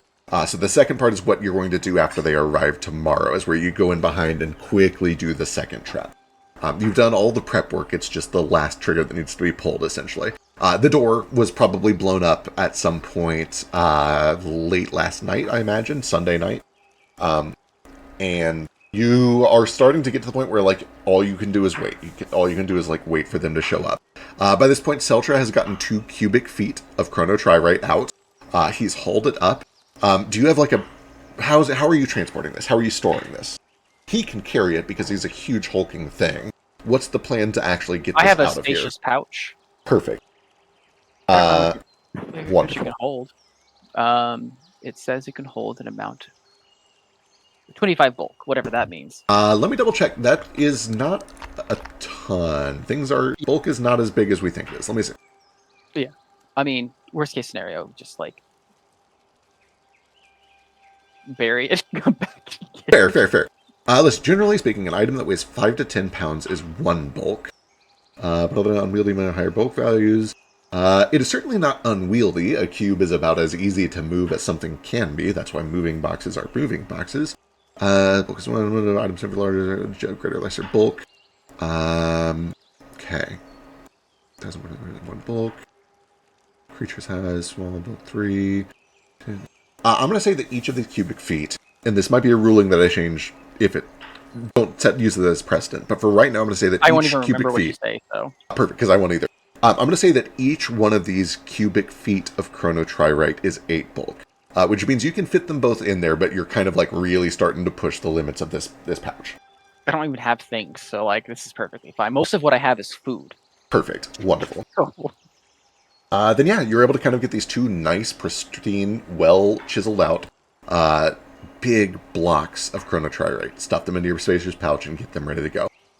As you are pulling out the second one to take it up and get it stuffed in the pouch, is when, as your head kind of reaches through the water, Mare right behind you, is when you notice with your perception checks that there is noise, commotion, not too far in the distance to the west. You essentially hear the sound of metal clacking, of boots, of horses and mules, of talking in the distance in Pyrrhic. You hear things not too far to the west. is west where he should be coming from? Yes, that is the direction of Pharonexavac's keep. When you say Pyrrhic, Pyrrhic, the word yeah. that you just said, yes. What does that mean? Pyrrhic is the language spoken by most people in Avarice. The exception to that is that true dragons will often speak in Ramasek, but the lessers will speak Pyrrhic. That is kind of the common language here. Damn, he brought me reinforcements. This is horrible. All right. Okay. I guess. Do I feel like I have time to like get this bit into that cave and then go back through the portal? With your perception check, you don't see anyone right around here. You hear them in the distance, like there's a campsite not too far away, is essentially the impression that you get. They're not like right here. They don't even seem to be moving. You can just hear that there is a campsite nearby to the west. Gotcha. Interesting. Okay. All right. I guess get the block put away and then as stealthily as possible, because I don't know if anyone's watching, and go back through and find Dirge. Yeah, you're able to find Dirge by the first choke point, which is about 10-15 minutes down into the cave. And what is she doing here? She's just vibing? Yeah, she's kind of just like making preparations. She is essentially practicing the routine that she's going to do, where she is practicing quickly unwiring or unwinding a bunch of tripwire, covering it up, and then like disguising it. She's just going through all these motions real quick over and over. Hey, Dirge. Yeah. As we were taking the block through the portal. Yep. Heard commotion like a camp. Oh, So you think they're here? I think they're camped out there. Don't think they're necessarily too far. They're like a day early. That's.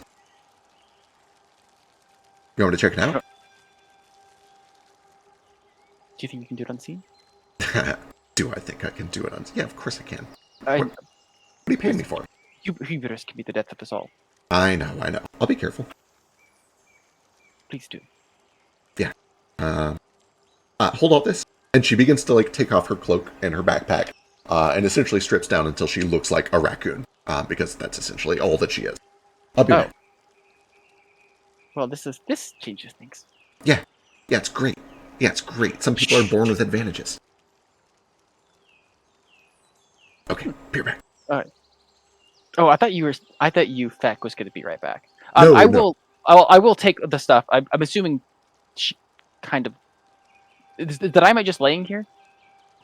The dynamite. I guess I'd prefer like if she's just practicing on winding, I want to like clean up this mess, bring it to the Outlook, and then like wait there for her. Sure. And she'll help with that if you would prefer to get everything cleaned up first. Yeah. And then I'm going to get changed. Okay. Where's the outside world? Rye, stop looking. Let me pull you over to the outside. Thanks. Do you grab Seltra or do you leave him down there mining? I will tell Seltra because I feel like he probably needs to hide in the cave outside. Perfect. Then yeah, you guys spend like a good 20 minutes or so cleaning up your current work. gathering things up, heading back to the surface, and then emerging out of the lake. Let Gotcha. me And pull you over the then lake. I will.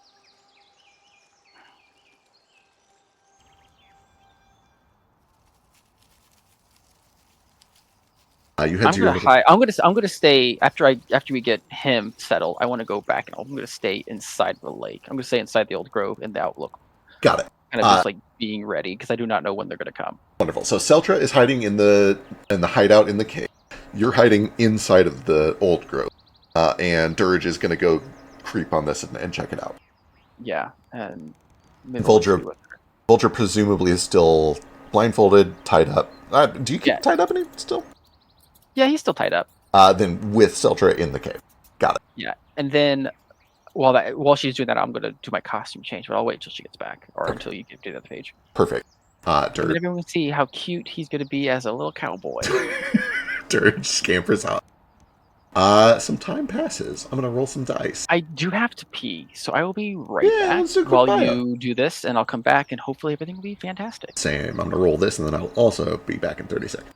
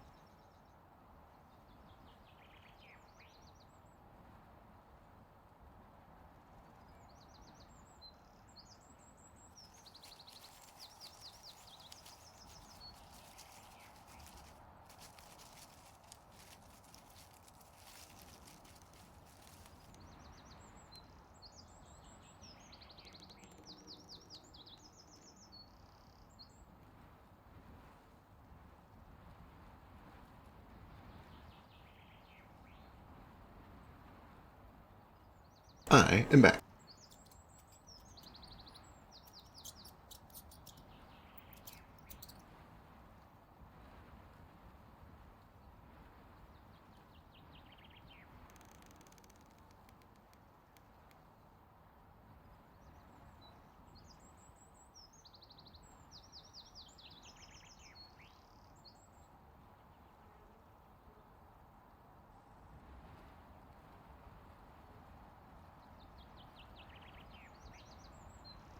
I'm back as well. I had to run all the way downstairs because Elijah's in the bathroom. How dare. Okay, wonderful. Some time passes. After probably about 20 or 30 minutes, you eventually hear a. Actually, you probably don't even hear it at all. What's your perception DC? But I don't know these things. What's 10 plus your perception modifier? 14. Then Take the yeah, same from there. you don't hear it at all. You eventually feel a little wet tap on your shin or your shoulder, where you Yeah. see that this Can little we go back raccoon to the is little like, grove? yeah, let me pull you over there. And then I'll do my reveal of Stretch. Because I'm very excited for this. Hell yeah. I have a new token, guys. How do I get out of this cave to... Oh, thank you, because it's always all like... Okay, here we go.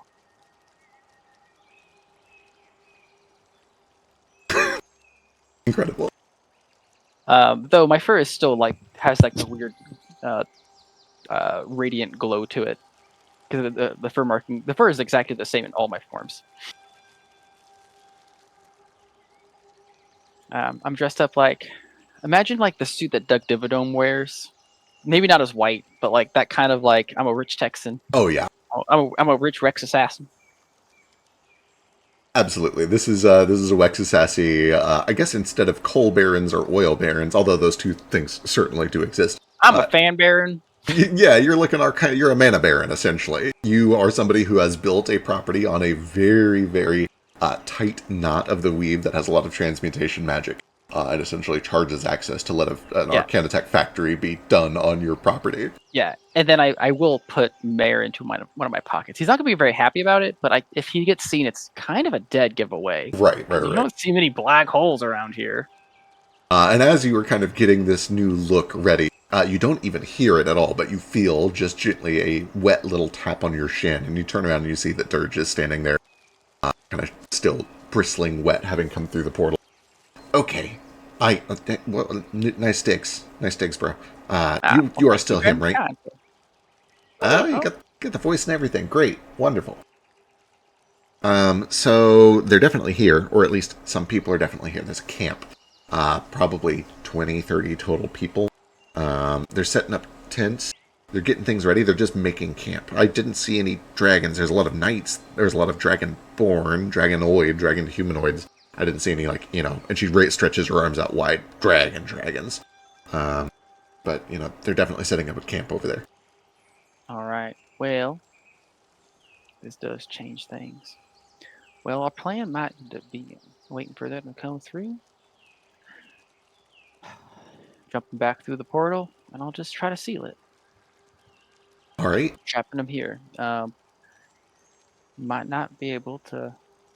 Well, some people might still get killed, but might not get our. Yeah, what's it? What's the word for it? Our goat. Get our goat. Yeah, I think that's the form. I think that's how it goes.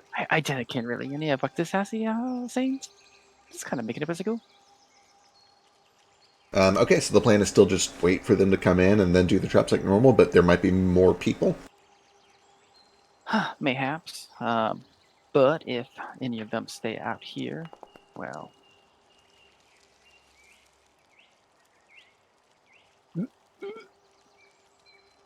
we might need to change plans. Sure, got it. We'll play it by ear. Uh, I got to tell you, boss. If I see a dragon and it sees me, I'm running. That's still the plan. Yeah, I assume that we're hiding inside the outlook Uh, because that's where I'm waiting. I'm not waiting in sight. Like I'm yes, already hiding. yeah. You guys are up on the hill in Yeah. the blind, essentially. All right. I guess we wait silently. Okay, got it. Are we just gonna leave? Silent. She begins to scribble on with her claw in the dirt. Are we just leaving Seltra? What about Seltra? I will. Cool. I will match to what she's doing and just write in the dirt. But like, can't risk going out there. He knows to hide. She gives a thumbs up. And you guys essentially just bunker down and wait. Yeah, and then I guess we might take some like shifts of sleeping. But I'm gonna stay close enough to the water that Mare's sense can penetrate some of the water. Get a hint if anything undead comes through. Perfect. Wonderful. Uh, how long is that? How long is life sense? What's the range on that? It's 30 feet. Let me do Pythagorean real quick. I think you're probably in range. At least to like the close edge of it. I don't know how high up this is, but It's about 10, 11 feet up. So let's see. That'd be 11.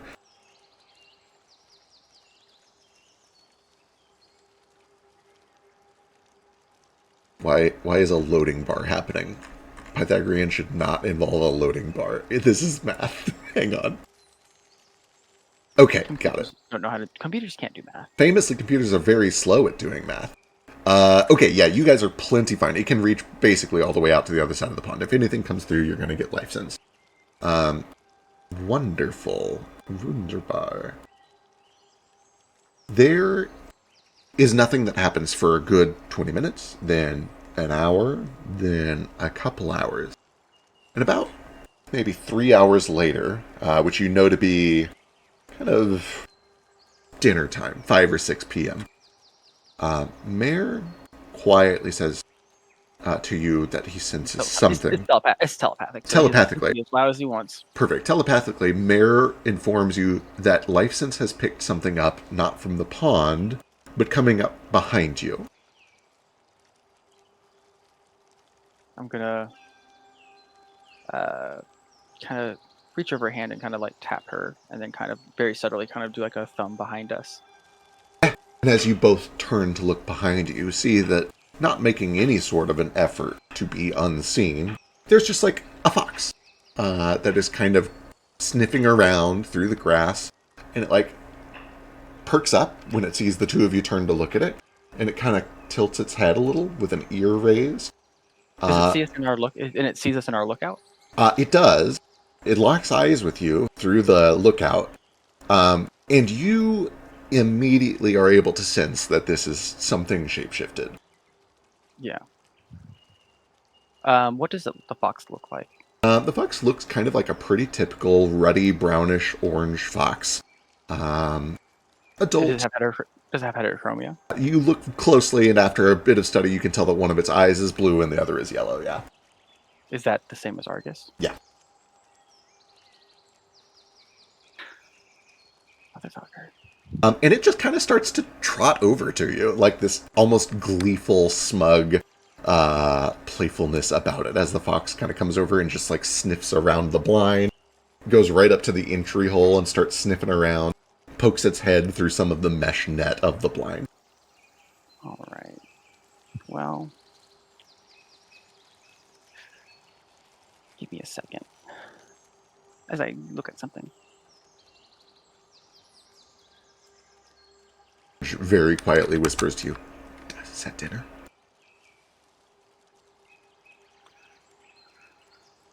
I'll just let her sigh. Well, well. What are you doing here? Wasn't expecting you to be here. The fox squeezes under and kind of burrows down in, and then takes a seat right next to you. And it just kind of looks up at you, and it tilts its head to the side with an ear Oh, doing a curious face. enough pretending. Come Uh, on, change back into your regular form. there is a brief glow as if the body is becoming superheated metal as it begins to grow and expand. And eventually you do see that the full humanoid form of Argus Foxglove appears and then immediately sits down. So, oh, you don't have to ruin the magic so quickly in front of new people, looking over to Dirge. How have you been? What are you doing here? Does he seem to recognize me? Keeping in mind that I am significantly different than I normally am, You are significantly different. including like being 50 less pounds. He seems to immediately recognize one way or another.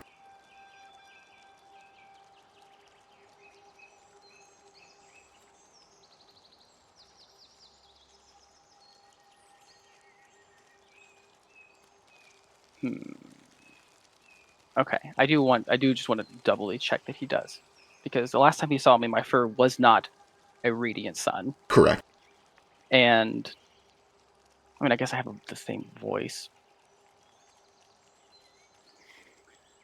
All right, whatever do you mean? Oh, come now. Surely you recognize me. You know, I heard that your master went missing. Is it true? You heard that from who? Oh, from the grapevine. I don't like to spill my secrets too quickly. Well, what do I owe the honor of you being here?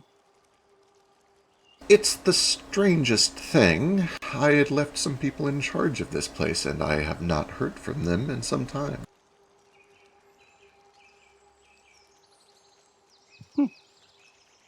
You wouldn't happen to know anything about that, would you? If I did, would I tell you? I don't know. I suppose I would need to offer you something of some value. What could be of value to you? What's with the new, And he kind of, like, waves his hand at you. Oh, I thought I'd try my hand at some new digs, I guess I could say. It's a good look. It suits you well. It's kind of cock an eyebrow. Well, I'll tell you what. I have a sneaking suspicion that we might be here for similar ends. Do you mind if I sit and watch with you? I guess it depends on what your ends are. He ponders for a moment and thinks it over. How do you feel about feudal governments? Fairly indifferent. I think they're a bit archaic, personally. I think that they are too deeply entrenched in tradition to get anything useful done. You're saying a lot of words to just disguise what you really mean. What I really mean Do you, is that maybe I don't like the leadership of this region, and I'd like to shake things up a little bit. why don't you like the leadership in this region? Well, for one, the leadership in this region wasn't able to protect this place.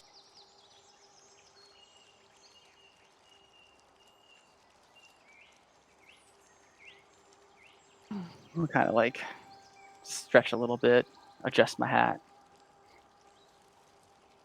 You ever find out about the Foxglove Pact? What's that? I've never heard of it. Tell me more. He says Doesn't want with to ask. just the shit-eatingest grin on his face.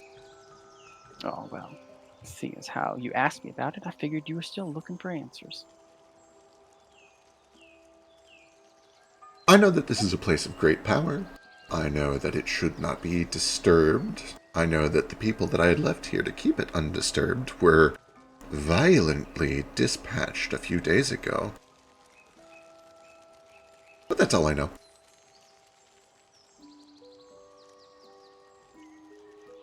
Kind of look around.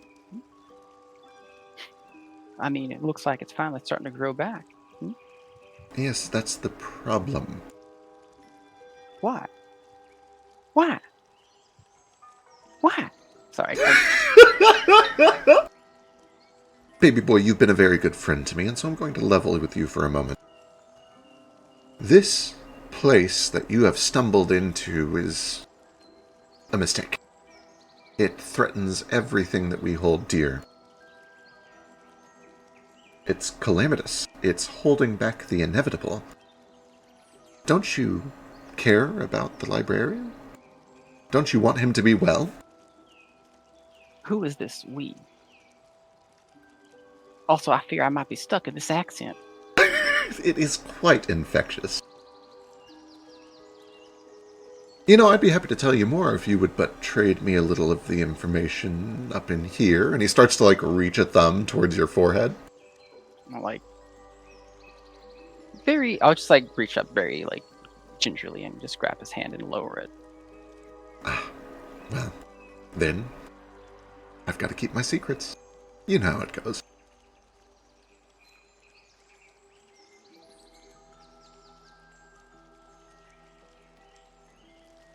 Just kind of cock my head. They're like, if this really does have to do with the librarian, and that is part of the we, why is it a secret from me? Because the knowledge that it takes to keep things running the way that they should be running could be used by other parties, nefarious or simply misinformed, to undo all of that progress. It's a house of cards, and one wrong breath is all that it would take for it to fall apart. On the few honey words, speak plainly. I know that you like to speak this and that and backwards and forwards, spinning in circles. He crosses his arms and get a little bit of a grumpy look on his face. This place is important. It is part of an occult pact, and that occult pact makes sure that your work, the librarian's work, will go undisturbed. If something disturbs my work here, your librarian could go missing for an even longer time. Is that a threat? No, it's simply the nature of the way things are here. I know that the librarian is happy to do his duties for as long as they take, but I also know that you don't have the blessing of immortality that he does. Your time with him and your time here is fleeting. Surely you want to see him again before you grow old and lonely. Yeah, the blessing that you too seem to have. Ah, well, I seem to be holding on to my youth quite well, I think. You, though, well, you've gotten very good at illusions, at least. You've spent possibly the entirety of our relationship faking your way to trying to get information out of me, you know? No, I just really liked you, he says with absolute Yeah. venom dripping from his tongue. Yeah.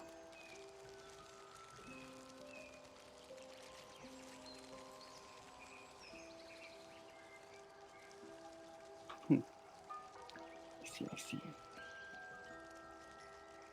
Baby boy, I hate to be the bearer of bad news, but we are currently on opposite teams, and if you keep interfering here, I may have to do something about it. And that would just break my heart. Well, first off, we both know it wouldn't. And also, if you want me to be on your team, you just know you simply have to actually explain yourself rather than speaking in riddles. But it's hard to believe you're on my team when, from the very beginning, you've only ever tried to steal from the master. Very well. I can sense I am unwanted and that I'm wasting my time here. I'm afraid that I can't give you any more information than you can give to me, and so we will continue to do this battle from the shadows. Just, don't hold back, okay? With these lumbering oafs coming through the pond here, fuck 'em up real good for me, huh?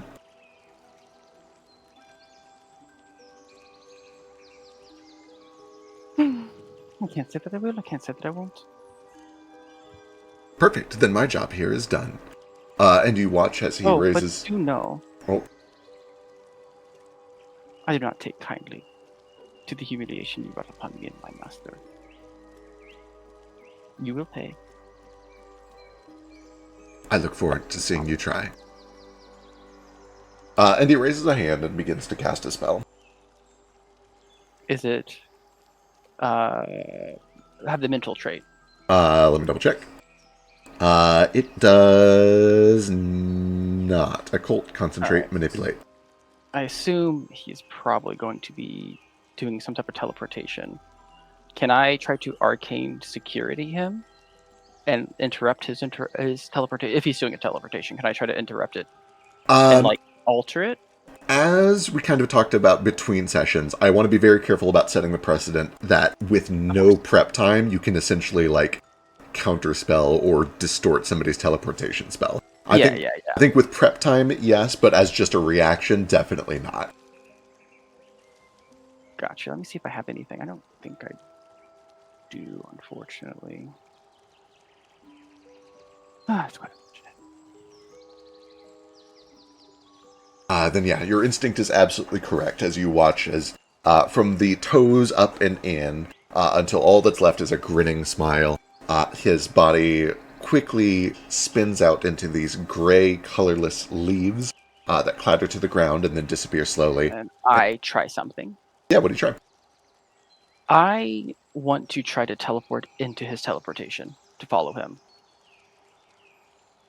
I don't know if it's Uh, possible, okay. but What I spell are do you have using? right now I think the best one I have is this one. Hold on. I can It's a focus spell. Hold on. It's not letting me cast it because it thinks I'm trying to cast it with a spell with like a spell slot instead of with a focus point. I don't know why. Here we go. Translocate.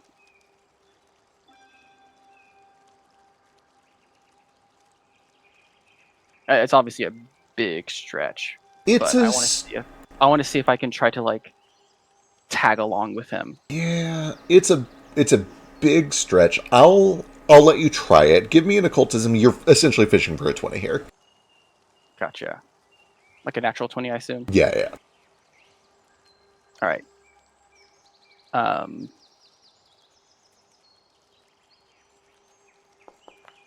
And then if this is a failure, I can do my cognitive crossover to try arcane security. That is for recall knowledge checks. Oh, true.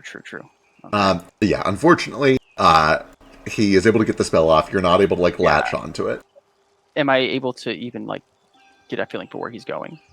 Not magically. However, immediately after you cast the spell, you watch his body disappears, and then you hear a splash of somebody dropping into the water, and you look through the blind and see a splash in the pool.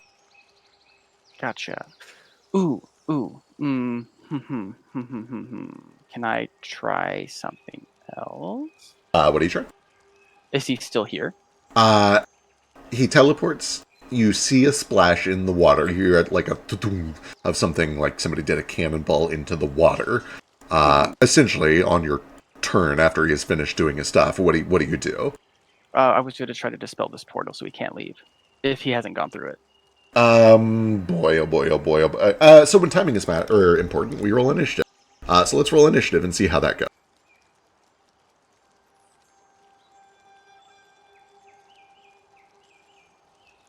Hold on, I haven't done this in like 1,000 years. Right-click yourself. Yeah, a little... Combat. Yep. And then move to the combat screen. Roll my dice. I'm so nervous. Good luck. That's pretty good.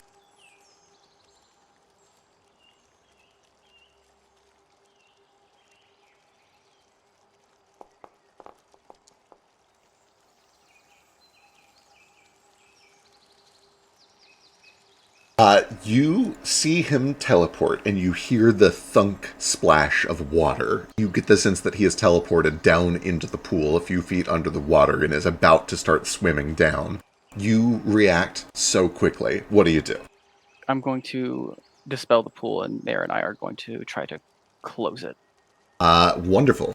Let me go look up the DC here. You cast Dispel Magic. I'm going to upcast it to 3rd level. Perfect. I don't know how to... Hold on.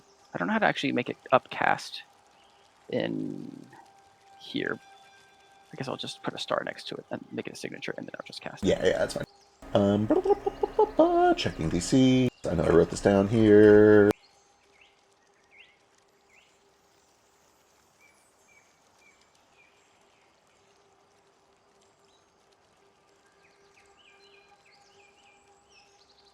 Okay,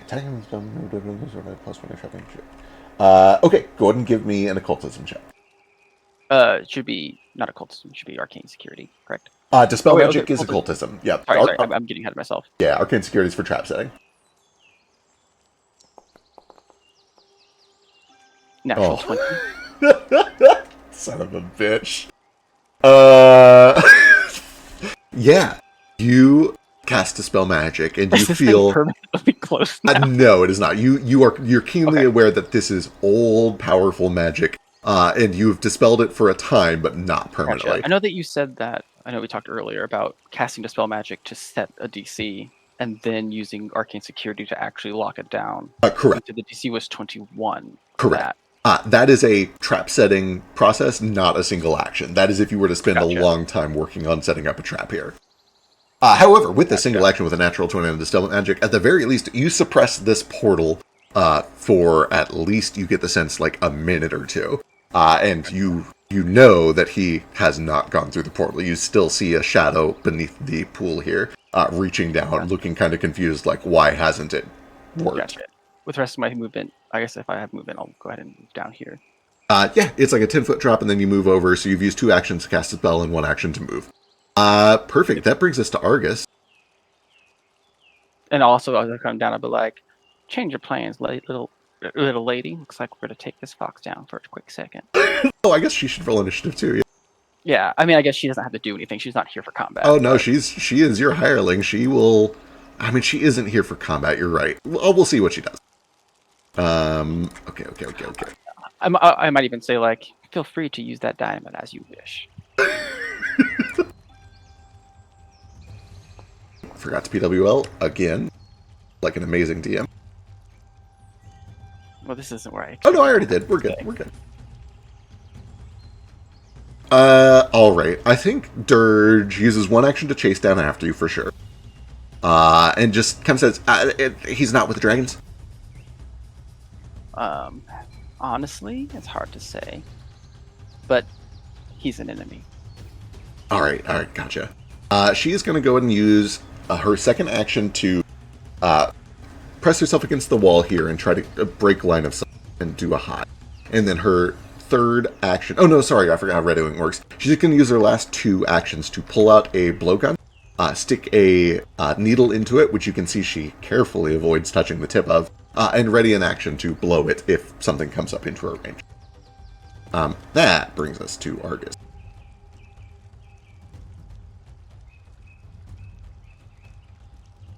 I like to imagine that whenever I dispelled the magic, it's just like the space down there is just like looping back into itself, where he can't actually like reach the portal. It just keeps moving, Yeah. like away from him. It's the Very Mario obviously. stairwell. Yes. Perfect. What will he do about this?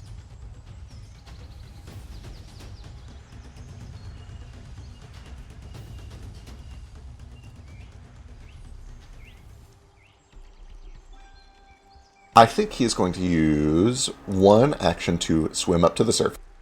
Also, I have a quick question. Yes. Whenever he casts a spell, did he do verbal components? What Or is it much like me, where he just used like subtle gestures? Yeah, I was going to say you're a expert in occultism, and also you're a psychic. He appears to be psychic as well. He uses very similar psionic style magic. That makes sense. Interesting. Okay. You watch as he kind of kicks off of the floor here, realizing this is not working, pulls himself up off of the edge here, kind of shakes the water off of him, and is going to use... Oh, wait. Oh, no. I have a new ability that I haven't got to use, that I'm supposed to use at the beginning of combat. Can I use it? I'm so sorry. What is it? Sure. My battle cry. I get a free intimidation at the beginning of my turn. Sure. At the beginning of combat. Yeah. I'll go ahead and pass it. I have to like make a battle cry, which I think we talked about. You should be able to hear it underwater. I was going to say, under a decent amount of water, you can still hear it. I get to demoralize him. Or Perfect. This is against his will DC, which is 18. Good luck.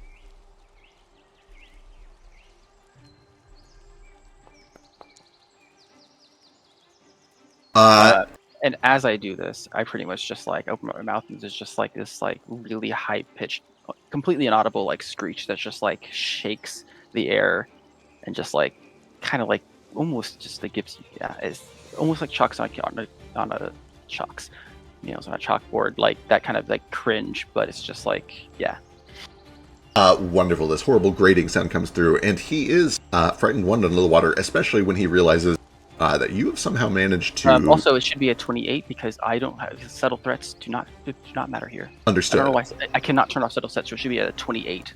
Got it. Perfect. That is frightened 2 then. As he realizes you have somehow shut down this portal, at least for the moment. He uses one action to come up here, and he's going to use 2 actions to cast another spell. Is it with the mental trait? It does not have the mental trait. Okay. And you watch as he goes invisible. Is he ringing up as undead?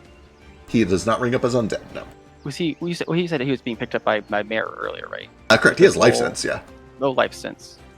So Mare knows roughly where he's at. Mare can smell life nearby still, yeah. He doesn't get like an exact... Correct. Life sense is a imprecise scent, which it works about as well as like a wolf smelling. They can get a very good area. They know that something's nearby in the rough direction. He's still roughly over to the west. But it's not like 5e where you like still know the exact square they're in as long as they didn't hide or anything like that. Gotcha. With that said, it is back to you. No, I can't. Oh wait, does she not act? Oh yeah, I won't prefer her. Oh, she does. She did have the rated action. She'll go and take a shot when he comes breaching out of the water. Good call. He's frightened, so it should make his easier somehow, I guess. Right? Yeah. Let's see. This is past 1 range increment. Oh, it already did it automatically. That's so fucking cool. Nice, wonderful. Also, I do have this ability, just to keep in mind.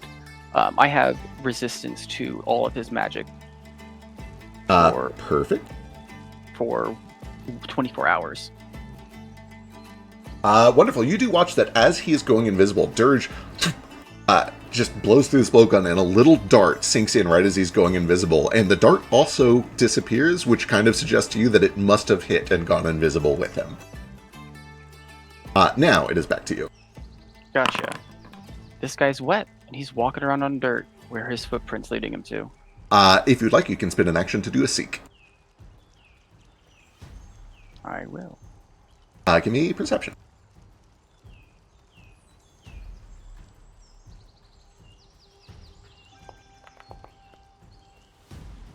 God damn it. Let me look. I think that takes him straight from unobserved. Let me read on this real quick. God, this is.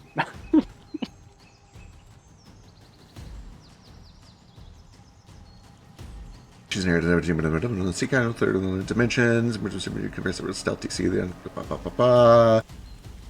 It might remain hidden rather than becoming observed if using imprecise scent, or if an effect such as invisibility prevents the subject from being observed. Okay, normally this would take him all the way from undetected to fully observed. However, because he is still invisible, he simply remains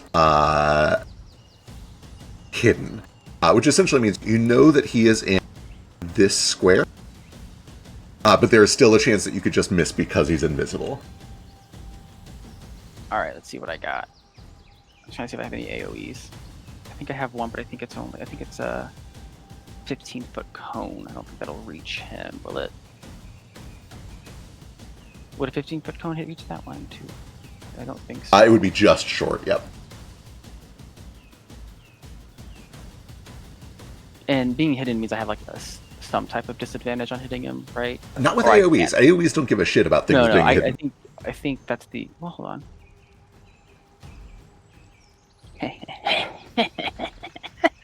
All right. I'm going to cast Space-Time Tear, which is just I think it's like the Grim Tendrils or whatever it's called. Perfect. So 30-foot line. Slice through space-time, doing 2d4 void damage and 3 bleed damage to living creatures in the line. Attempt a fort save. All right, let's go.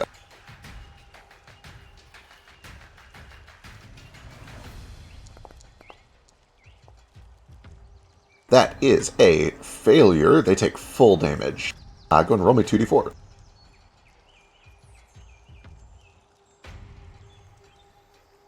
I upcast it, so this is upcast at level 3. So I think it's saying 64. Yeah, perfect. Wonderful. And he's bleed 3. And he does take 3 persistent bleed damage. Let me see if it did that automatically. It did not. Let me drag it on. Wonderful. I know I can't see him, so it's probably like a mute point. I'm assuming I can't tell how much damage this has actually done to him. Yeah, there's not really a good way to tell how hurt that did. And also, HP is kind of an abstraction to begin with. But at the very least, you can hear a little bit of a yelp, like you know you caught him. Yeah. All right. And that's my 3 actions. Dirge, I think, is also going to do a seek. I assume now there's just like probably a whole bunch of blood where he's standing, since he's actively bleeding out now. A little bit. It certainly will make it easier to track him. It's not like he spilled a gallon of blood all of a sudden, but there are drops of blood that kind of pour off along with the water. That's not enough. I think. Boy, oh boy, oh boy. I think she's going to use her movement to climb back up. She can watch from up top, kind of suspecting that he will run or do something similar to that. Yeah. He will run too. I'm assuming his invisibility wasn't concentration. Oh wait, concentration's not a thing in this game. Correct. Yeah, it's not really concentration in the way that 5e worked. Okay, that brings it back to him.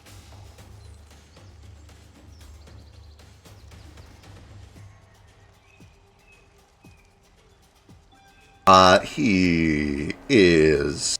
Well, let me read how a thing works real quick.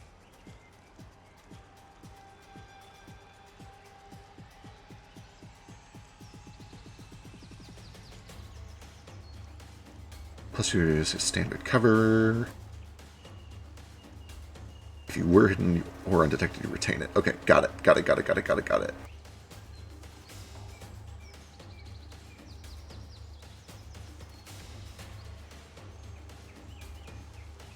Wonderful. He's going to start by using one of his actions to essentially shake a bunch of this water off. You hear it like a wet dog shaking.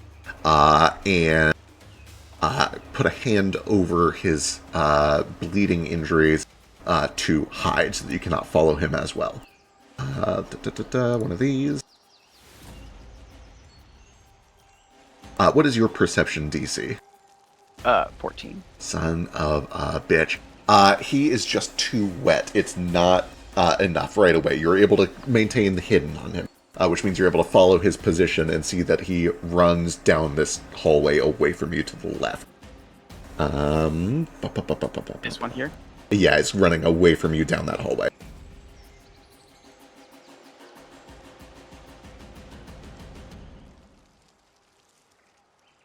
Give me a second.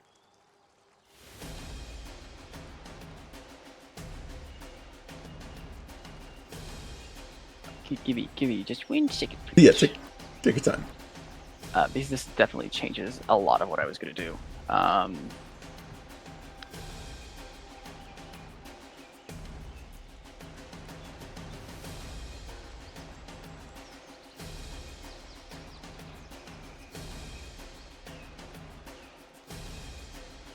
just need to quickly look up some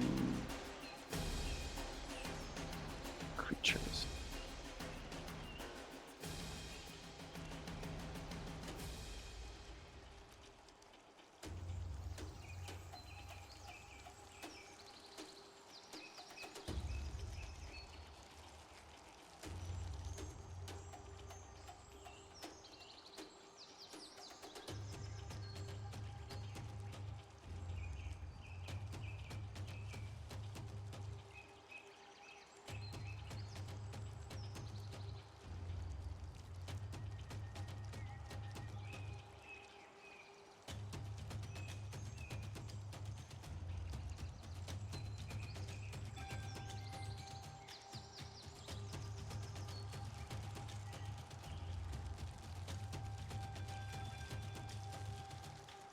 Sorry, I'm trying to see if there's a good Fae I can just summon real quick to just really fuck his shit up. Normally, I would have like 30 minutes to look up this information while it was someone else's turn. I think I found what I'm looking for. Does True Seeing see through invisibility? Almost certainly. Let me check. True Seeing. You see things within 60 feet as they actually are. Counteract check. Counteract check against illusion, morph or polymorph effect, which I believe would include invisibility, being an invisibility or an illusion spell. Let me make sure that's actually true. Yes, that is actually true. Only for the purpose of determining whether you see through it. Perfect. Yes, it could theoretically work against invisibility. Of note, it is not fully automatic. They will get to do a check to see if they can see through it. So I'm looking at a Strigira. They have gem sight. As long as the Strigira holds a gemstone, which I assume it has one. Yeah. When you summon something, it comes with things it needs. They can see through the gem with dark vision and the effects of True Seeing. Wonderful. Let me look at True Seeing specifically to see if it's different from True Sight.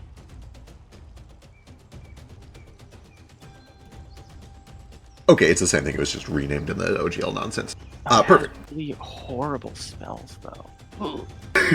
Essentially what that means is it will get to roll a counteract check, which will be whatever its spellcasting check is, against his DC, and has a chance to immediately just see through the invisibility by looking at him. But does it take an action, or he just can do it passively? No, just by seeing. As long as he's like looking around, yeah, he could passively do it. All right, and then, okay.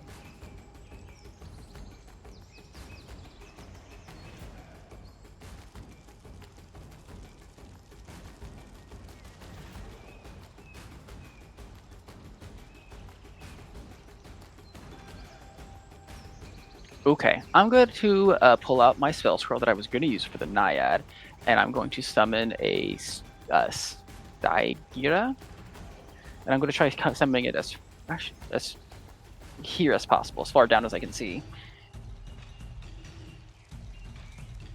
Wonderful. Let me import the sheet so you can control. He has a really cool effect on him that I'm going to use. Just double checking. The scroll you bought is high enough to summon a 7th level Fae? Yep, because I had it. It's a 6th level scroll, so it can have a level 7. That's how I was going to summon the Naiad Queen instead. But Jesus Christ. Wonderful. Okay. This scroll was a lot of money. I was going to say, it was very expensive. I think about almost half of my money went to the scroll.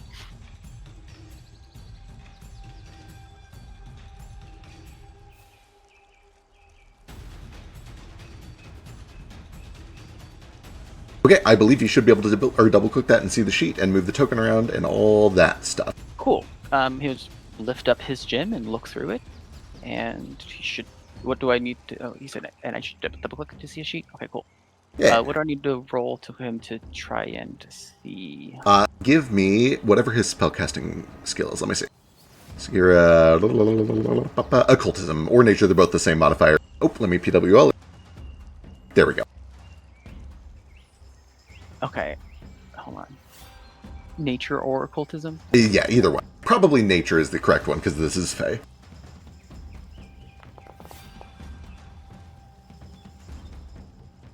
Okay, the Stygira looks around through the gym and doesn't see Argus anywhere in his line of sight currently. What was the DC he was looking for? I don't know if you know that.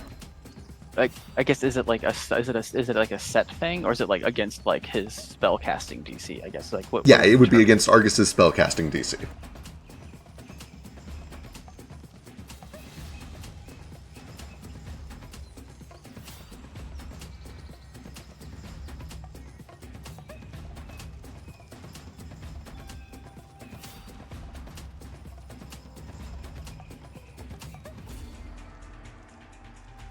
Sorry, looking at his stuff.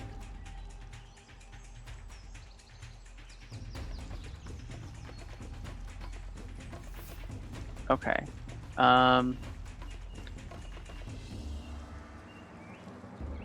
If he... Okay, and this is sounding really stupid. See, Argus was here, right? If he, like, walks... Will he, like, bump into him if he like walks over? Oh yeah, theoretically, if he bumps into a space, he will bump into Argus. Yeah. I guess he's gonna move his movement speed. Does he bump into him on his way here? Not so far. Not with this one action to move. Man, he moved one more space. Yep, not yet. I'll let you know if you bump. Actually, no. You know what? He has other actions. He might be able to just. Actually, what is his perception?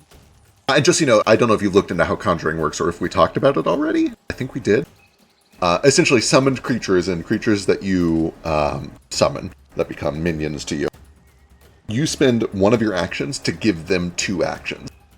Maximum of once per turn. And you get those 2 actions for free when you summon it. So right now it can take 2 actions, and it has not taken any yet. Understood. Okay, I guess...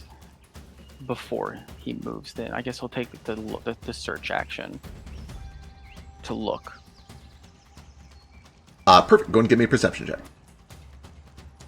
I don't know if PWL was... It is. It's already in there. Okay. With the 14, can definitely see some... Stealth check was 12, right? It is against stealth DC. Because he made an active hiding check earlier, right? Correct. So it's not like 5e where you do contested checks. There's only ever one person doing a check against a fixed DC. When you do the seek action, you do a perception check against their stealth DC. Gotcha, and conversely, when they do a stealth check, they do it against your perception DC. The advantage of doing a seek check is that is 2 chances for him to fail his stealth. Gotcha. However, the second chance to fail does not work. You can see the Stygira locks onto some wet footprints and can tell that he ran down here to the southwest, but is not able to narrow it down more than that. Okay, I guess he will, with his other action, 1, 2, 3, then we'll move down here. And that's our turn. Okay, that'll bring us to Dirge. Dirge is going to go ahead and do a stealth or a seek check as well. In fact, Dirge is probably just going to use all of her actions to seek, unless she spots.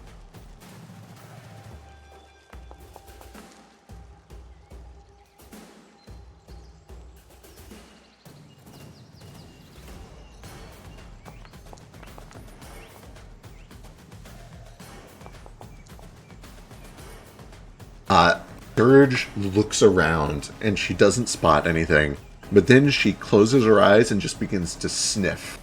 And she jolts her eyes open and points to the west. He went that way! That way!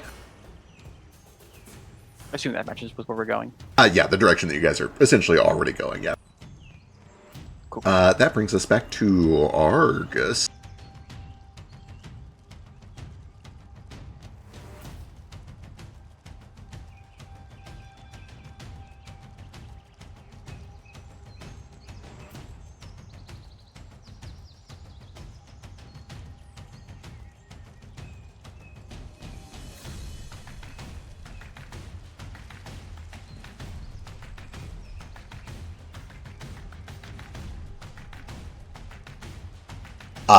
You hear... Oh, fuck me. Coming from this direction over here.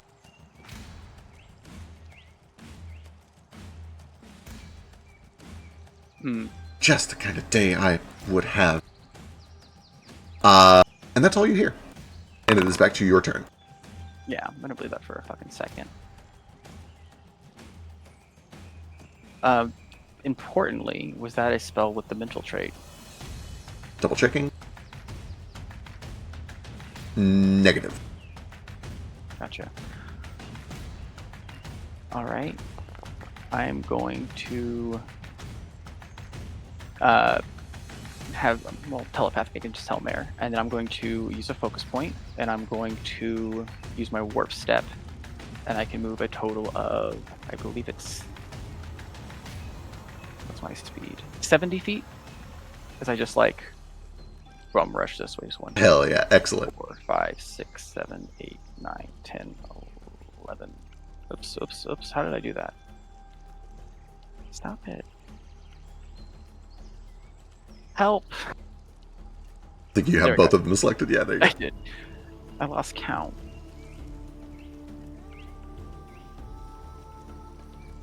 12, 13, 14.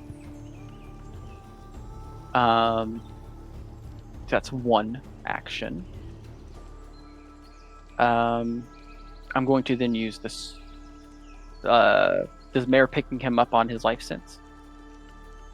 Yes, Mare can smell, essentially sense that there is life in this chamber somewhere up to the north.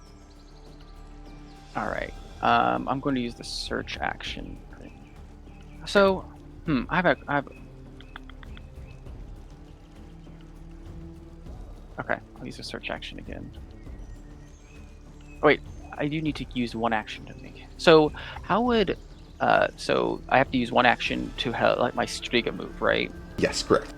And can he make that check again with his true sight? Yeah, essentially, how do I want to do this? I'll just say once per turn for free, he can make the check as he's looking through the gem. Okay, so I'll go ahead and make sure he gets one action. Yeah, and then, you can do additional ones if you spend additional actions seeking. Gotcha. And then, important question. So,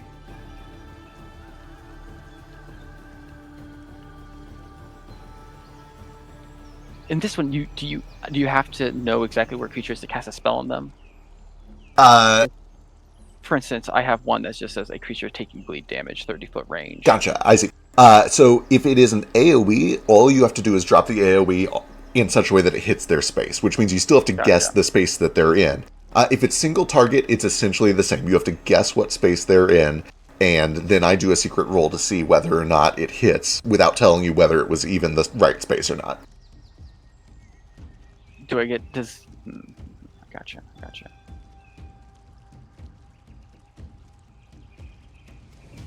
Alright, I guess I'm going to do my search check. That's all I can really do right now.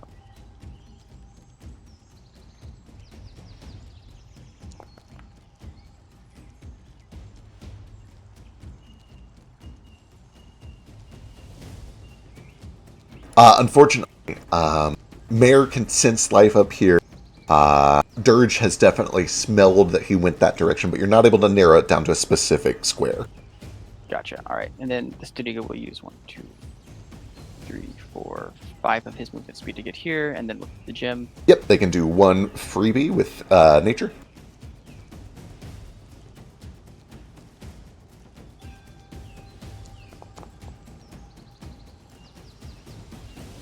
As the Stagiaire comes around the corner, looking through the gym, they kind of pan quickly through the room, and eventually kind of do a double take as they see Argus around the corner to the right there, through the gym. Gotcha. But he only gets 2 actions, right? Correct. One was to move, still got one left. Gotcha.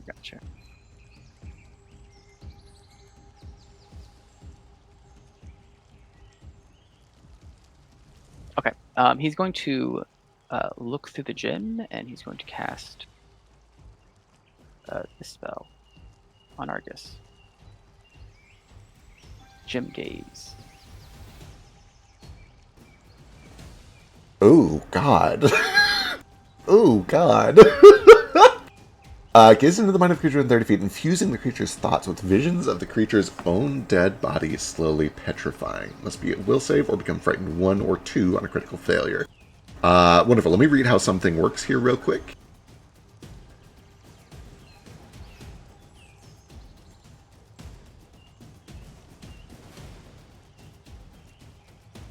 Okay. Wonderful. A couple of things happen here. Oh, actually, it depends on how this rolls. As the Stagiaire comes around the corner and begins to do this gym gaze, the Stagiaire quickly becomes aware as they pry into Argus's mind that he has laid a trap. And I need the Stagiaire to give me a will save, please. If I click on it, am I viewing as baby? Yeah, make sure that you have the Stagiaire selected and then click the will save. Gotcha. I think it's him because it's a really high mod. That is a success, which means all that happens is as the Stagiaire digs in, they are assaulted by a psychic trap that Argus has placed inside of his own mind. This is a mental trait, correct? Correct. This is And mental. I can see the effects of this magic. Correct. All magic is able to be seen. That is true. Do you have to see them casting it, or just see like the effects of it? What I mean is that this is a pre-cast spell. This is an hour-long buff that he did ahead of time. Oh. Yeah. I think it's when they cast the spell. Gotcha. That being the case, the Stagiaire still saves and only takes half of 16 mental damage as they force through this animus mind that Argus placed inside of his mind. And the spell, correct, that is halved down to 8, so they only take 8 points of that damage. And then their gym gaze goes off, and Argus needs to make a will save.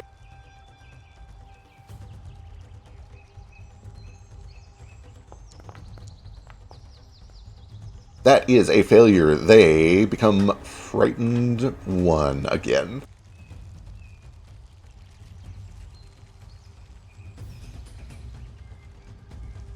Suck a dick. Alright, anything else? I believe that's all your actions. Give me 1 second. I have to see something. I don't know if my... Hold on.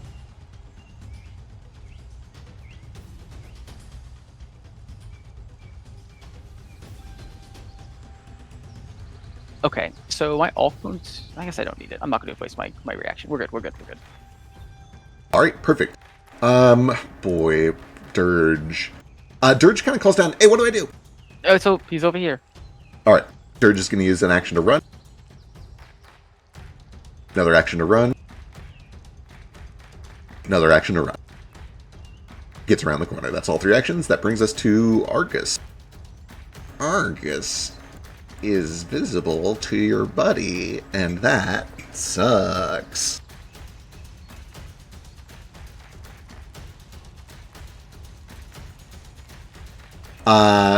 You see the manifestations of spell work happening, and then you see a cloud of magical hypnotic light. Is this mental?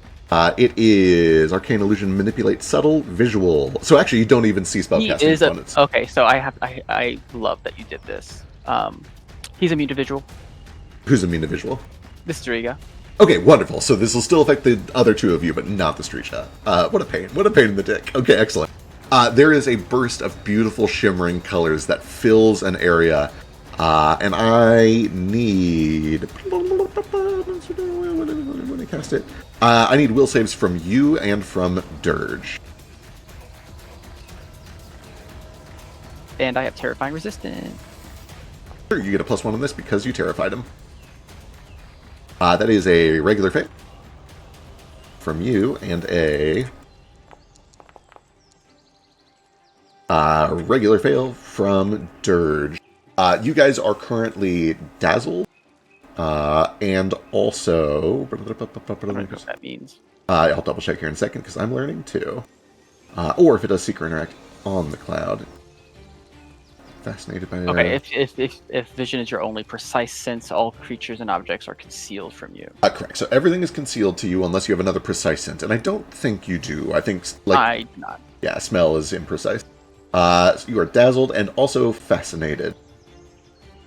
Fascinated means take a status stupid on the perception and skill checks, can't use contract actions unless they or the consequences are related to the subject of your fascination, which is the cloud, not Argus. So Perfect. I can't do new concentration effects. Correct. You can't use concentrate actions, any action that has the concentrate tag, unless it is related to this cloud of shimmering light. Is giving an action to my Stiga a concentration effect? I don't believe so, no. I know that casting any new spell is for a psychic. All psychic spells are concentrate. But I don't think that sustain... Well, let me go look. Let me see. Really? Yeah, that's in the psychic class description, is all of your spells become concentrate spells. Man, so if only I could read. But let me see. PF2 sustain. Are you concentrate? Yeah, sustain has the concentrate tag. With that said, you're allowed to do concentrate actions if they're related to the cloud somehow. If you can find some way to justify it, that's fine. But let me finish up his turn and we'll go from there. I'm sorry. I kind of spaced out when you were talking. You're good. Say that giving the actions to the Stiga is concentration or no? It is, yes. It does take the concentrate trait. Gotcha. And then he's just going to be like, whoop, gotta run. And he's going to use one action to move. Still invisible to everybody with the Stygira,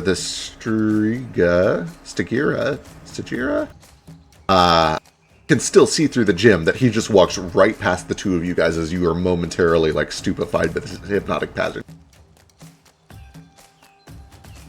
So he still has a bead. You do not. That does bring it to your turn. Cool. I'm going to cast a spell magic on this. Absolutely. That is allowed. Yep. So you need to do occultism against his spellcasting DC. Yeah, I'm just What doing level are you casting? At 2? Okay. 2. Perfect. All you need is a success here. Ooh, and Fascinated gives me a penalty? That sucks. I believe it does. Wait, no, because it's on this effect, right? Isn't it only the... Let me double check. Let's read. You got two things going on. You are dazzled and fascinated. Let's read fascinated first. You take a -2, check with the can't use concentration unless they're related to the subject of your fascination. Which is the cloud. Correct. So you don't take a penalty to this, but let me also read dazzled. As there are similar vision, assuming if your vision is limited, all creatures and objects are concealed. This is not okay. Cool. So I don't think you're affected either way here. You just need to do occultism against his DC. Shit. Unfortunately, that is not high enough. The cloud is still there. Is it a critical fail? It is a regular fail. Damn. I guess I'll give my other action. Oh, I can't. Can I? This is kind of tricky. I will let you sustain it. I don't think it needs to be sustained because it's not a sustained spell. Oh, that might be true. Let me see. PF2, summon. Concentration, manipulate, summon. Doesn't say sustain. For a minion that is a spell or magic item effect, like a summoned minion, you sustain the effect. However, if not otherwise, you issue a verbal command as a single action with the auditory and concentrate traits. With that said, I think that as long as the Stygira is helping you get away from this effect somehow, I'm cool with it. Like, you can order it to help you out here. Okay.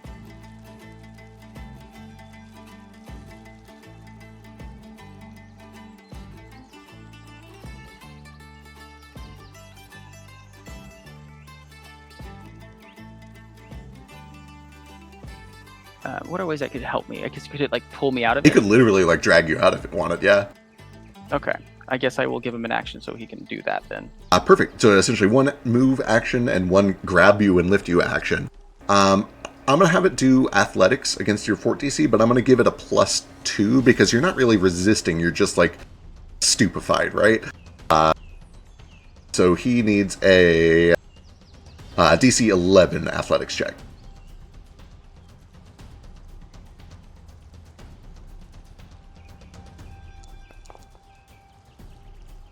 Hey, you got it. Perfect. It is able to carry you, but not Dirge, out of this cloud. And it has not broken line of sight, so it can still see through the gym and see where Argus is. Anything else? Gotcha. I think that was his 2 actions, unfortunately. Yeah, one to grab and one to move. Yeah, I don't think he has the ability to do like a reaction attack. I don't know what that ability is even called. I don't. Attack of opportunity, yeah. Okay, I don't think he has that. Okay, Dirge. I think Dirge is going to use one action to just kind of move out of this. One action to seek and try to figure out where he went.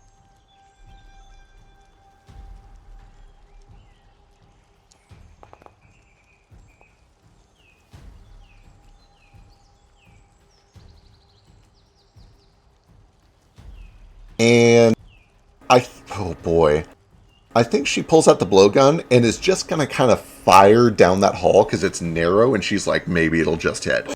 And what I want you to do is, I guess out of character, you know where he is. Give me... I mean, the striker could just point to him, can't it? So I think pointing out precise enough to like reveal a creature's square is not free in this system. Yeah. You can say, oh, he's over there for free, but if you want to narrow it down to a specific square, I think that takes an action. Understood. Give me a D4. On a 4, she hits the right square. Gotcha. She fires once, but it just goes a little bit wide and does not hit. Yeah. So I'm assuming he's also poisoned. I mean, I have no idea. Her dart hit him. Correct. Your meta suspicion is right. He is suffering a poison currently. Understood. With that said, that does bring it back to his turn. And then do we get eventual save since we're out of the cloud? You are just totally you're out of it, so it doesn't yeah. affect you anymore. Yeah. Oh yeah, but we're still the other effect is on us though. Oh, I think Dazzle and Fascinated both go away as soon as you leave the cloud, so you can go and turn those off.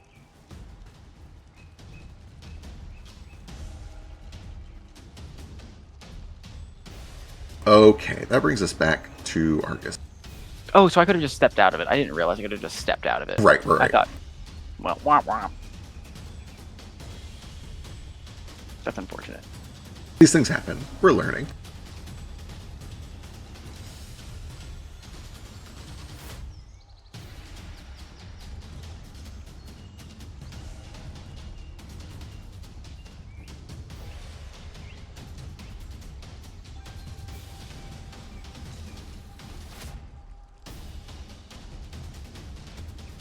I think he is going to use 2 actions to cast a spell. He's invisible, but you see manifestation. Is it mental? That's all my question. Double checking. It is Arcane, Concentrate, Manipulate. It is not mental. Okay. And you feel a rush of wind. Your Stygira watches him bolt around this corner, moving supernaturally fast with a warp step. Once it's around the corner, Stygira loses sight of him.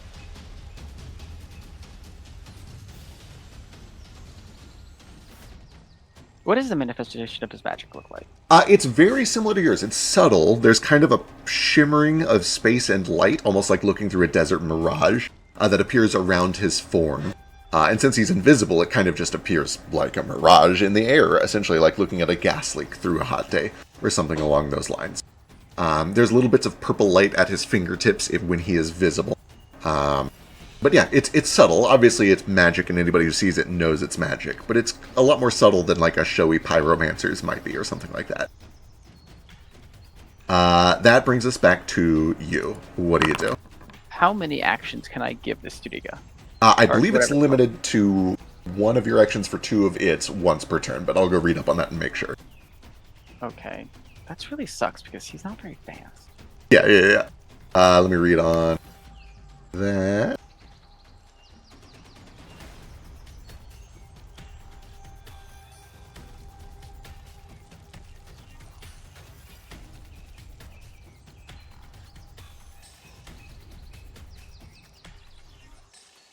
Yes, it looks like it's once per turn.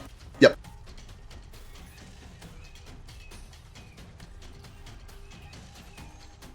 And unfortunately, most of his spells are like 2 actions. Not that any of them are really useful, but one of them is stone shape. That'd be kind of useful.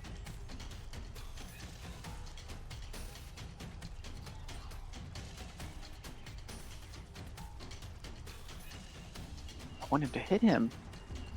All right, I guess I'll give him one of my actions so he can keep following him.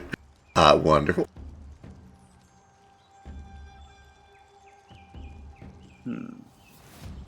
For dispel, if I wanted to dispel magic, Yes. do I need to like how much? I guess I just need to be aware of where he is, like the square he's in, right? So maybe like a really good perception check. But I guess I'm also under the effects of. Am I still under the effect of dazed and fascinated? No, all of that into when you got out of the hypnotic So pattern, which is still shimmering behind you. And it works essentially the same as anything else. You pick a square if you don't know the square. If you pick the correct square, or if you know what the correct square is, then you do the concealed check, which is essentially a DC 5 flat check. Gotcha. Problem is that like dispel magic is 2 actions. Him being hidden is a pain in the ass. It sure is. Hidden is very good in this system. It's a very good condition. It's not like 5e where like going invisible basically means nothing.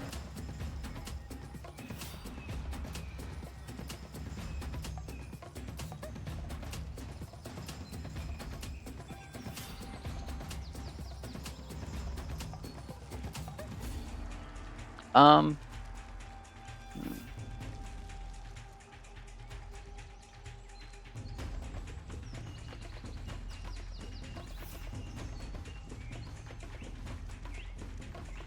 Fuck me, we're just like chasing him back and forth. It's so annoying. True.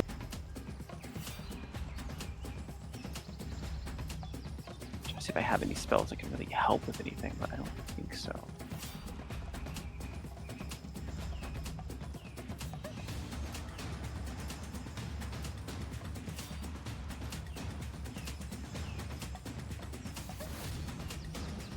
Oh, let me see if I'm real quick. Oh, that's...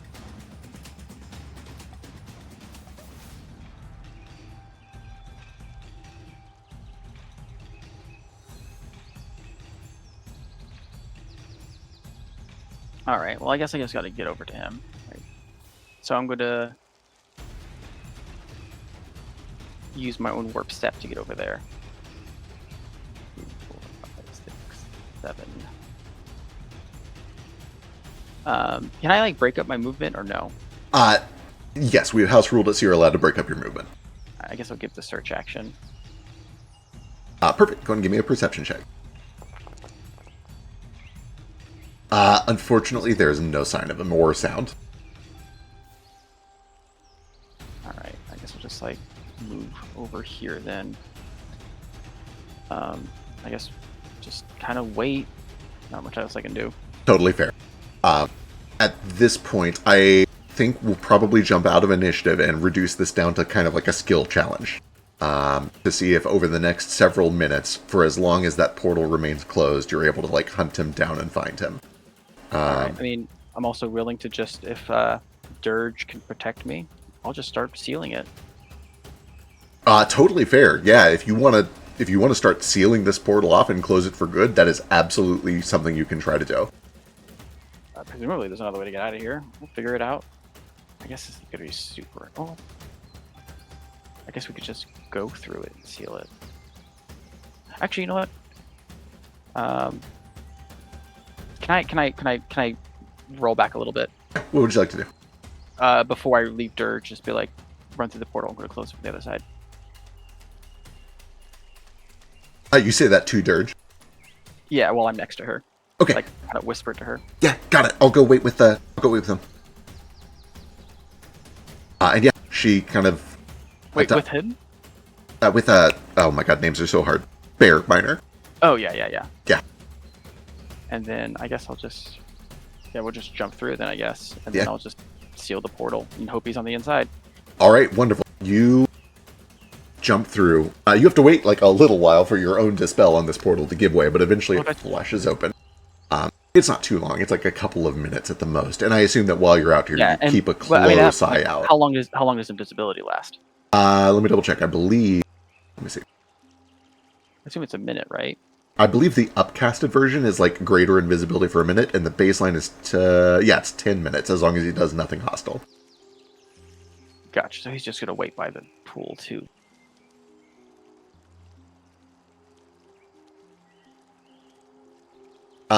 As you guys are sitting here waiting and presumably keeping guard, especially Stajira, let me get a perception check from each of you. Oh yeah, because the Stajira can just literally just see. Yep. I can only have the Stajira for a minute though. That's fair. So I'll have to do it before that. Yeah. I wish initiative instead of perception. It will only let me roll his perception as initiative. That's fine. It's the same roll, so you can just roll it. It won't let me roll it because weird. Weird. Here, let me do this. Unless I found it in a different spot. I was going to say, over on the middle right there, under senses. Oh, I found it. Yep. And then Mayor still has his, sense. Life sense as well, yep.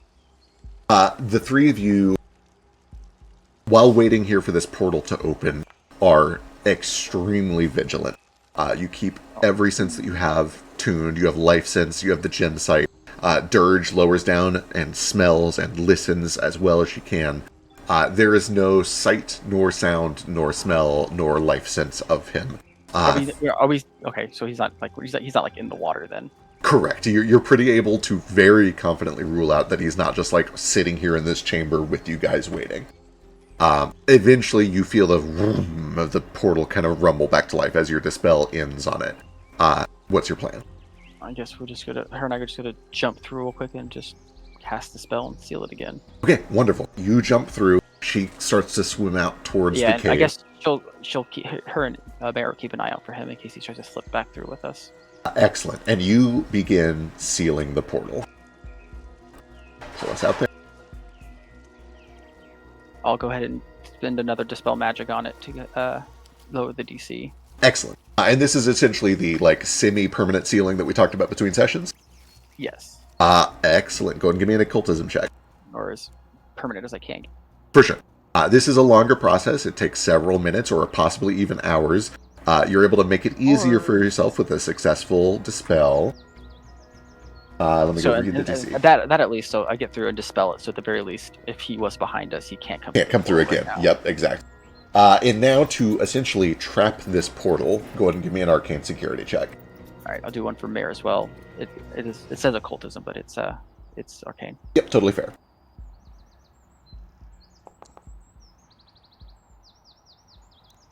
That is a regular failure to help you, but not enough to actually hinder you. And then your real check comes through, effectively at 26 because of lore skill. Let me go read on this DC real quick. Shaking my damn head. You can concentrate as many spells as you want. As many as you have actions to concentrate on, yeah. It's the entire concentration thing does not work like 5e. Essentially, if something has a duration of sustained, that's the closest thing there is to concentrating a spell in 5e. And all that means is you have to spend one action per turn to keep it going. And if you have multiple actions, you can keep multiple spells going.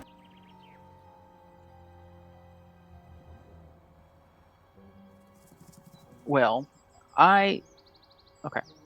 question about that then, because when we talked about sustain and stuff like that, or not sustain, concentration before, yes, I do have shape change, which is concentration, but it didn't say I had to sustain it. Is it actually sustained, or just I'm confused on that then? I guess would I have turned back into myself the moment I would? Which spell is this? Sorry. It's not a spell. It's just the Kitsune ability to change shape change. Gotcha. It's just my ability to change my shape. If it doesn't say sustained, then it doesn't require you to do anything to keep it up. It just lasts as long as it says. The word concentrate is just a check that basically means like barbarians can't do this, and you can't do it if you're fascinated. There's no such thing as like concentrating on a spell in PF2. Gotcha. Okay. On a regular success, you essentially temporarily suppress the portal for a longer time than a mere dispel. You are able to weave a trap around this thing that essentially acts like a loop, like the infinite staircase from Super Mario 64, where somebody goes through the portal and it just kind of pops them back out to the other side from whichever way they were entering. It doesn't. You're not technically turning the portal off, you're trapping it. You know that this trap is going to last a good long time, something in the ballpark of weeks or maybe even months. Unless a powerful mage comes along and undoes your work, you imagine that nobody's getting in and nobody's going out for a good long time. Again, weeks, maybe months. All right. Well, it might be best now to just get our shit and get the fuck out. So I'll go and go find Seltra. Seltra kind of, as you come in, is like, what was this about? How did it go? Drastic change of plans. We locked it now. So we should get out of here. I see. There is an encampment of soldiers. They're going to soon find that they're not able to get to the portal. Actually, I'm gonna bring him outside. I'm not gonna say this in front of the Voltra. Okay, makes a lot of sense. You bring him out here so the vulture doesn't overhear. He's. And then it's like I'm gonna whisper it to him, like, all right, let's get our stuff and go. I suppose it's a good thing we got the gems out. At least you get the chrono chariot. Does this mean no explosions?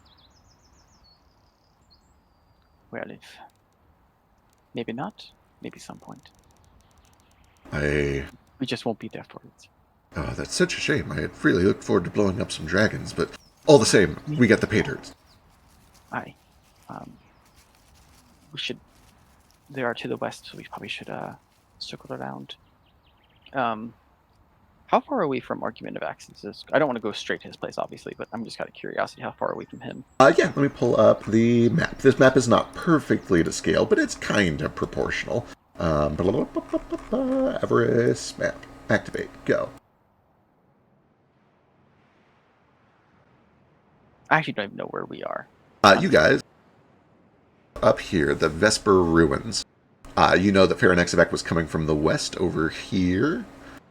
In that Argumentivex's castle is to the east about the same distance, which is a day and a half on foot or a couple hours by dragonflight.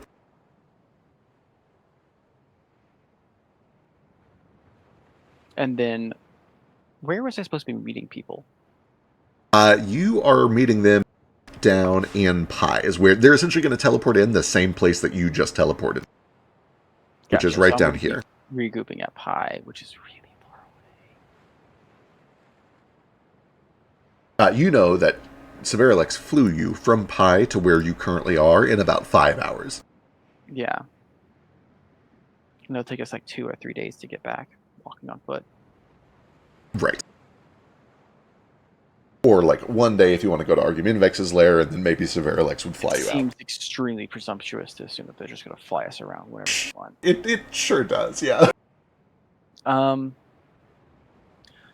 If we went to Argumentivex's keep, how much time would it add going there and then going to Pi?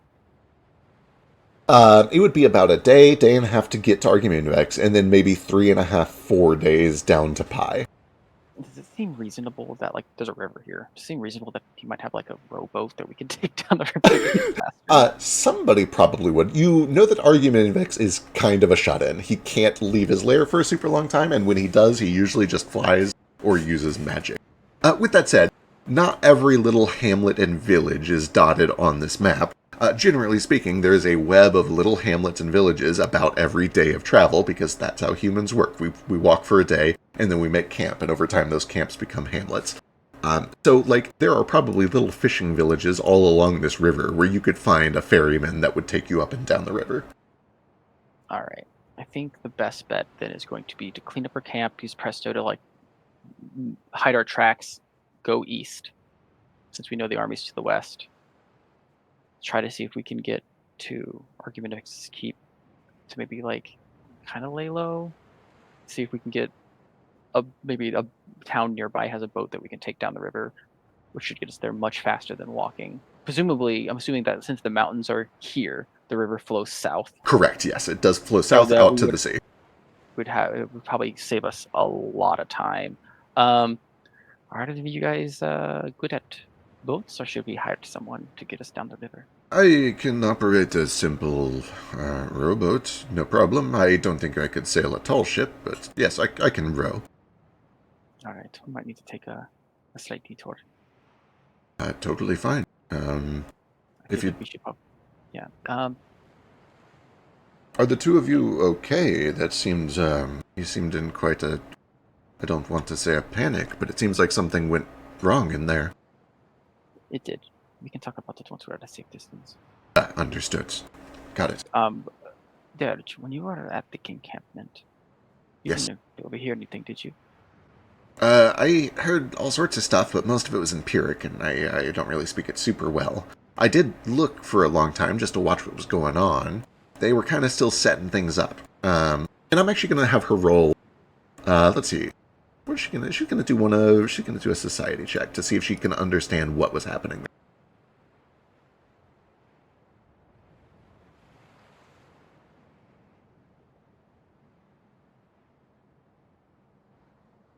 If that, I don't know if you saw the stat block for that creature, but if it would have like been able to claw him, it would have fucked his shit up. Oh, I didn't even look. All I knew is the gym site thing. Oh my god, let me pull it up real quick because it is sick nasty. Hell yeah. Dirge knows very little about feudal society and honorifics and things like that. The impression I got is that they were setting up a camp. I didn't really see dragons, and frankly, I didn't see anybody that looked more important than a knight. I think maybe it was a party sent ahead of time to, like, get the place ready for them. Leave the flesh bleached color and turn the blood dark gray.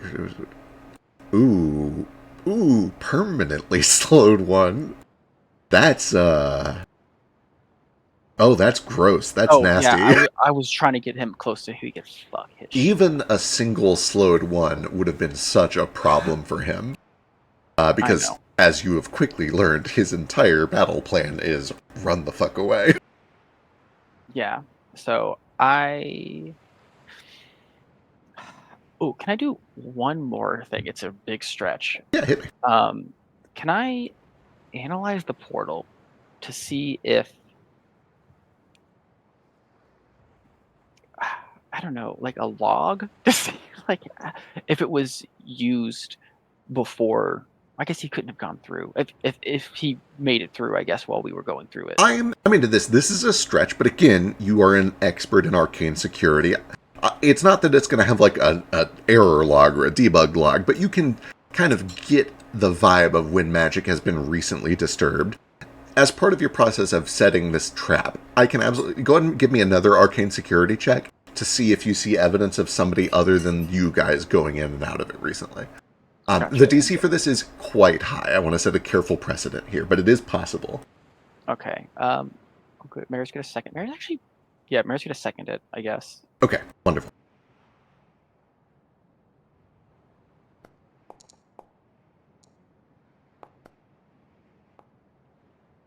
29. 29 is quite high. You are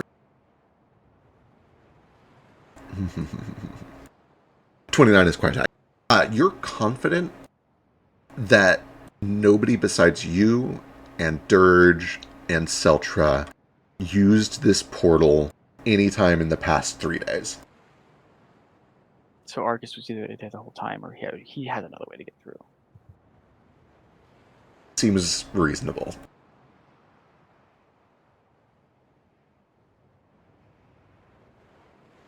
Well, plans don't always turn out like you like. Perhaps not, but I have a fortune of chrono tririte in that backpack. What's the plan after you make it rich? You remember your friends, right, huh? No, I remember my friends. I remember my enemies as well. I don't know if Seltra knows how to interpret that one, so he just kind of gets quiet and keeps packing things up. So He can I mean, so for reference, I'm dressed up as a cat right now, so like he gets a little bit more facial expression than people normally would. True. I don't know. He kind of seems more thoughtful, kind of pensive when he says that, instead of like being like I don't know. He's clearly like lost in thought about like trying to see how we could turn this into his advantage, Right. or at least make it not a disadvantage. Yeah. The gears are turning. I mean, hey, if you want, I can just booby trap the lake so that when they step on it, it explodes. Dirge is like, oh, yeah, oh my god, yeah, we could totally do that if you want. Huh, did you grab the dynamite, Oh, Dirge? do I have the dynamite? Yeah, of course I got dynamite. Or, Oh, did, he's got dynamite. did Dirge grab the dynamite that we were, holding before? Because obviously, like we cleaned it up and like, Yeah, you guys spent like 20 minutes before rushing up to like get all your stuff so it wouldn't leave evidence. So that, yes, everything that you had down there to work is brought up with you, including the dynamite. all right, well, might as well. Sick. I don't know if this is going to be enough to kill a dragon, but maybe it'll kill some of those knights or something. Very least, it's a big Yeah. old fuck you to these guys. And then while they're doing that, I'm gonna pull out like a piece of paper and I'm gonna just start. No, I don't want to leave a call card. As much as I want to leave a call card, I don't think I It's will. so tempting, right? It's so tempting, but I'm like, no. This is hubris, and this hubris only got us into this much Give trouble. in to the hubris. Okay, wonderful. Dirge is going to do this with some help.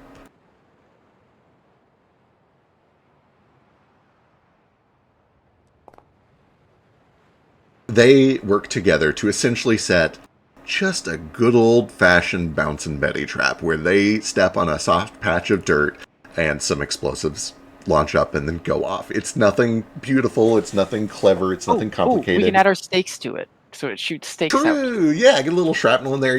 And just put holy. You know what? We have 5 things of holy water. Holy We're water? have holy water. Not a bad idea. I like it. I like it. Wonderful. Again, it's not glorious work, but it's clean. It looks well hidden. When it's all said and done, you guys know that you sure as fuck wouldn't think twice about it. Like, somebody's gonna step on this landmine and it's gonna hurt. It's gonna hurt real bad. Yep. And then I'm gonna pick up our little buddy, Voltron Kidnappy. Because at this point, he actually does think that I'm his ally because I changed his memories into thinking that I saved him. Yeah. Yeah, he thinks you're his ally and that you're just doing something that's like very information sensitive. And, I don't think there's even a check here required.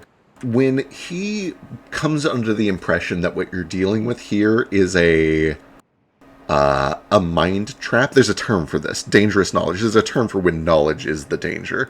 But when he realizes that that is what's going on, he seems to get very compliant. He respects that. He understands that concept very much. And immediately is just like, oh, well, if knowing is dangerous, I don't want to know. Keep going about your business, boss. Also, I realize there's a small kink in my plan. What's that?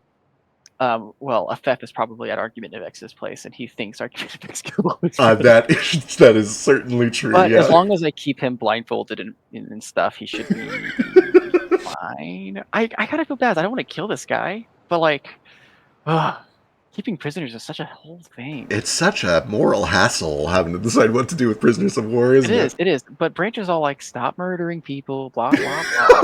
And then Fetch and Sketch seem to really like these guys, and like, they're a fox, I'm a fox. We're like bonding over here. True. And like, if I just like change all of his memories, we can be great friends. Wonderful. Love it. So I guess I'll just, yeah.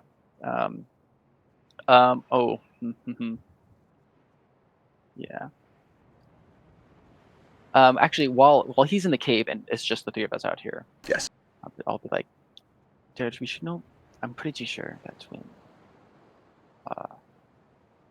the opponent we met in the cave was, or in the old growth, was mentioning his. What did he say? His employees or something? I forget what he used.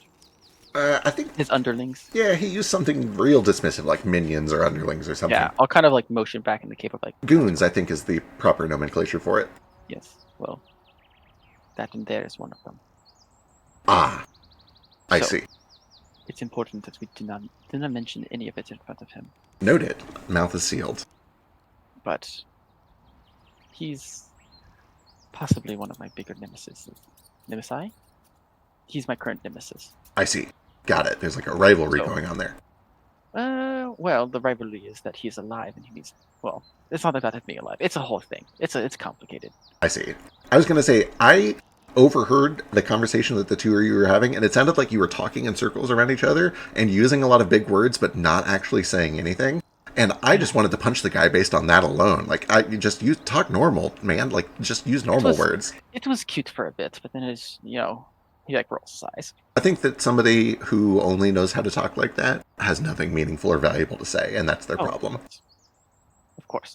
I'm glad we're on the same page, but we can talk about it more. Unfortunately, where we are going next, Feth is, and this guy believes that I changed his memories into thinking that the Feth is who killed his friends instead of. Oh, that's okay. Yeah, got it. Not a word from me. So, when he's going to be bound. He seems to be pretty. Sorry, my brain is like fried after a long day.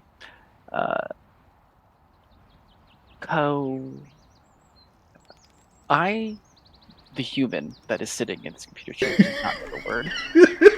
Is when you go along with things. Cooperative? Cooperative. Yeah, that's the one. That's the one. Oh my God. So, we will keep him that way and perhaps get more information out of him.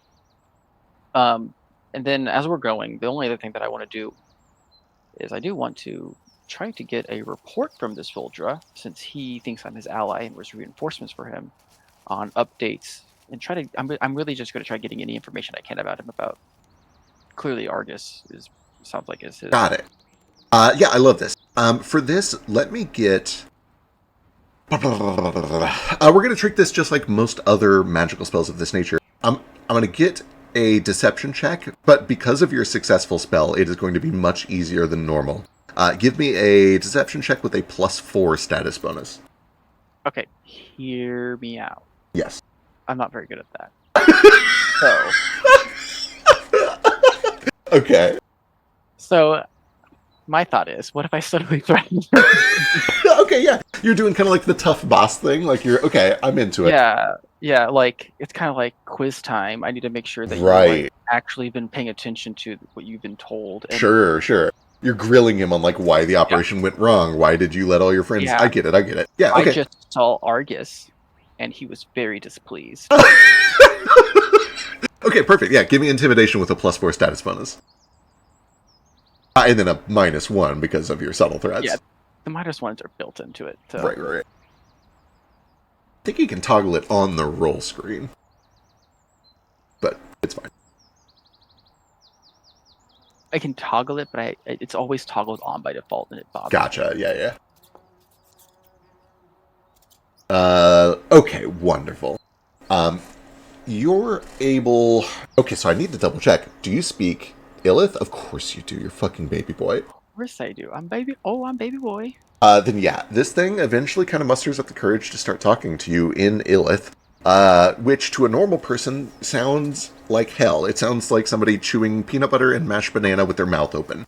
But to you, the voice is almost like kind of my ears. Cute. It's like, okay, yeah, so I don't know a lot of what I was doing in there. I was just kind of stationed there to, it was just a job. The fade, I'll put a hand on his shoulder, like, it's okay, breathe.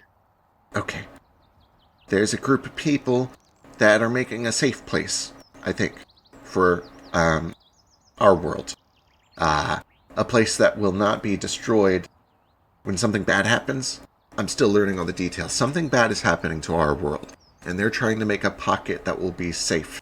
And, I was promised a spot in this safe zone if I come here to guard this place. And that's what I was doing. Were you supposed to be guarding it from... anyone. Except for the big dead dragon thing. There are friends, I think. I don't know how to say his name, but maybe boy can. Oh, I didn't know its name either. It's just this big dragon bony thing that was on fire all the time, and he had little bony things that were his friends, and they were working with us for a while, it sounded like. Is he describing the thing that was like taking stuff off the tree? Yes. You kind of work with him to get a better description back and forth, and he describes to you over time Because Withering. that was like a Thef's like skeleton, wasn't it? Uh, no. Why did Uh, I think that then? I don't know. The thing he Maybe I describes just. is Withering, this thing, Oh this yeah, big flying skeletal critter. for some reason I thought it was a Thef's skeleton. For some reason, maybe I just thought it would be cool. I think the reason you might think that is because Afef rang She's a up dragon. as uh, both alive and undead. And historically speaking, people with dough bones are both alive and dead. True. So anyway, that's all I really knew. Is I was just doing this job because they said if I did a good job, then I would get to go to the safe place when the the, the bad thing happens. The world. I think the world's ending. I don't know, man. They told me the world is ending, and that if I wanted to go to the safe place, I had to guard this garden. And were you approached by a who approached you? Who recruited you? It was Mr. Foxglove, that sir, the boss. Oh, checks out. Oh, you've been really working well to do your part. I can tell. Does that mean I get to go to the safe place? Ah, yeah. Well, there's still lots of work before that can be done.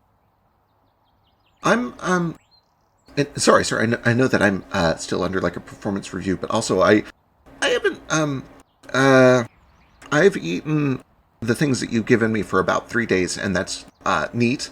It's cool. It's good. It's great. Um, do you do you have like oh, I don't know, a fairy or a newborn child or like a small animal like a puppy or something Ah, with a mind? the cuter the better, or I don't really care if it's cute, but it's something with like a, a consciousness. well, The you me said puppy instead of just like a dog. Could it be a well, dog? because um, I Or feel is it bad just killing things that have had time to, form thoughts. oh, that's very conscious of you. Kind of. I mean, like, I got to eat to live, but it doesn't necessarily mean I want to be cruel about it. Has the rations we have provided you not been nutritious enough for you? They're kind of tasty, but then my tummy still rumbles at the end of the day because there's no thoughts in it. Okay. I don't know if it's been literal months since I made a check on what the fuck this thing is. I guess honestly, something like eating thoughts, just that seems very eldritch to me. Give me. Yeah, you can give me occultism. You've had an additional like week to spend with this thing, and you've altered its mind to be cooperative. And then if that's a failure, I can. It's enough to get some basic information.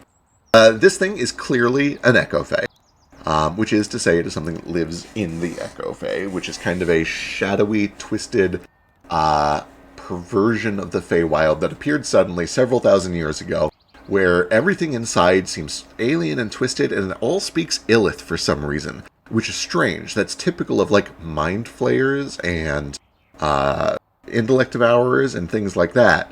But they resemble these gray, colorless Fey critters. You're aware that not quite universally, but almost universally, things from the Echo Fae eat thinking, sentient critters. And frankly, that's kind of true of a lot of Illithid too. Mind flayers, again, eat brains to live. Intellect devourers eat brains to live. Almost everything Illithid consumes consciousness to survive. And that's even so. You remember the little the termite thing in your very first session that was running around in the library that you devoured? It was Book. eating information out of books. It was eating knowledge out of books. These things need to consume knowledge to survive. That's just how their anatomy and biology works. Gotcha. So how did me altering its own mind like affect it? On Or an on a does that night, just it's fine. That question's not really that important. yeah, you don't think it really affects him very differently from other creatures. It's not like I guess the more important question is, so when he Let's say I give this guy like, let's say he does find like a baby, and he eats this baby. This baby dies because it was killed. Because he ate Does it, it yeah. like does it like affect its soul, or is it just like he just needs a brain to eat? No, it's just the knowledge of it's in their brain, it's their consciousness. Its soul would be unaffected. It would presumably go where all babies go, which is straight to hell. Yeah. Just Obviously. kidding. Some of them go to heaven. So if I gave him like a bird, he could eat the bird and be like, "Wow, this bird was fine." Theoretically, so here's the moral dilemma. The more intelligent it is, the more nourishing it is. Yeah, but this guy seems like he's not trying to eat things that are necessarily too that don't have too much knowledge, Right. like a puppy. So is it like harder to digest for them? It just doesn't provide as much nourishment. They could get I, by I on guess I guess a puppy but every few days or a human for a few months. I guess this guy specifically wants them to be. Does that seem like a moral thing or like a like digestive problem for him? This is more of an insight check than an occultism check, so give me a perception check. I guess my question is like, okay, so I assume that I run into creatures that do eat. Is I guess my okay. Can I make two checks? Can I make a Sure. check on this and then like, is there like a like digestive disorder for like eating? For, like, they're like, oh, that's just too spicy for me. Sure, you can give me both. The Illithid thing is an occultism check, and the insight on him is a perception check. Also, I don't know what changed, how my dice changed. I didn't change these. Yeah, it is kind of weird. Is that if it's a failure, I can do my cognitive? That is a failure, yeah.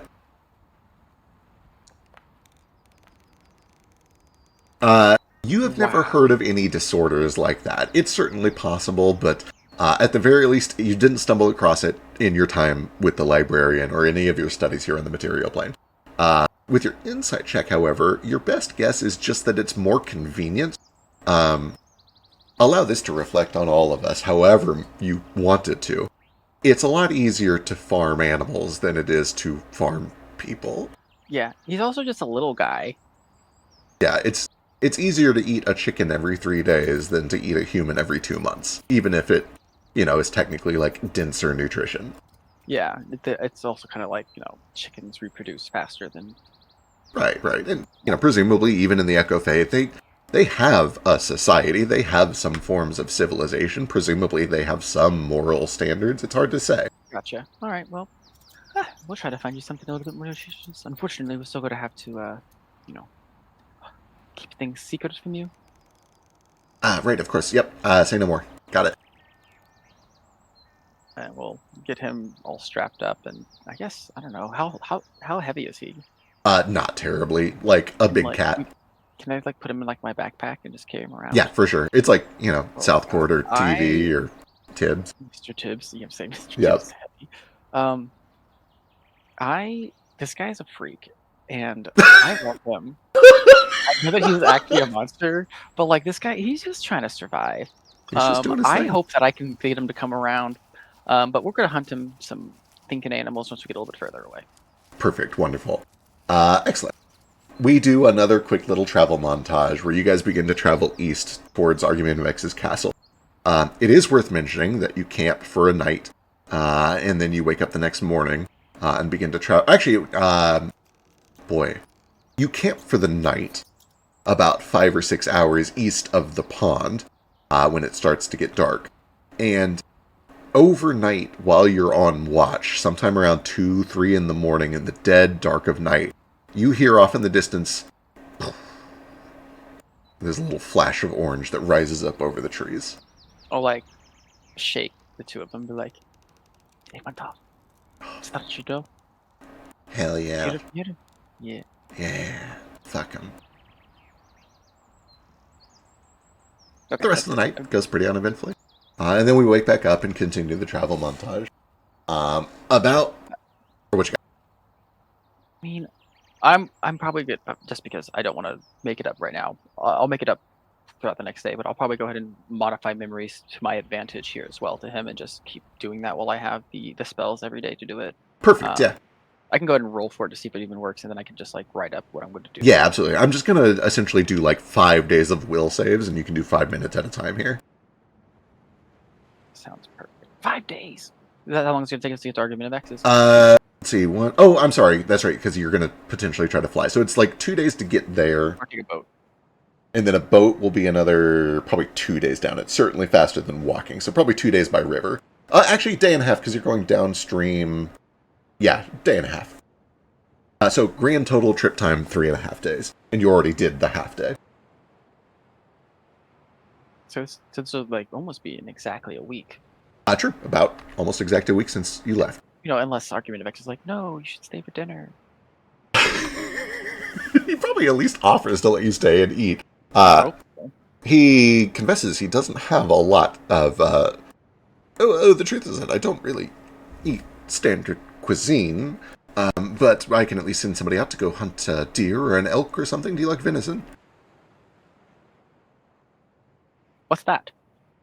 Oh, it's tortured baby deer. Oh, oh, That's a I don't reference. He would probably just say it's young deer. know. Okay. Um, yeah, I don't know. We have our own food. There's no reason for you to do any more than you already have. Wonderful. Grizzly work hunting. Don't like to do it if I can avoid it. Aye. So, guess that does bring. You probably like to report what's been going on. Yeah, absolutely. And he'll take some time to catch up. And also, it's worth mentioning as you guys finally approach, what his county looks like. Essentially, you reach this ridge here along the east, where there is like a little promontory that juts out.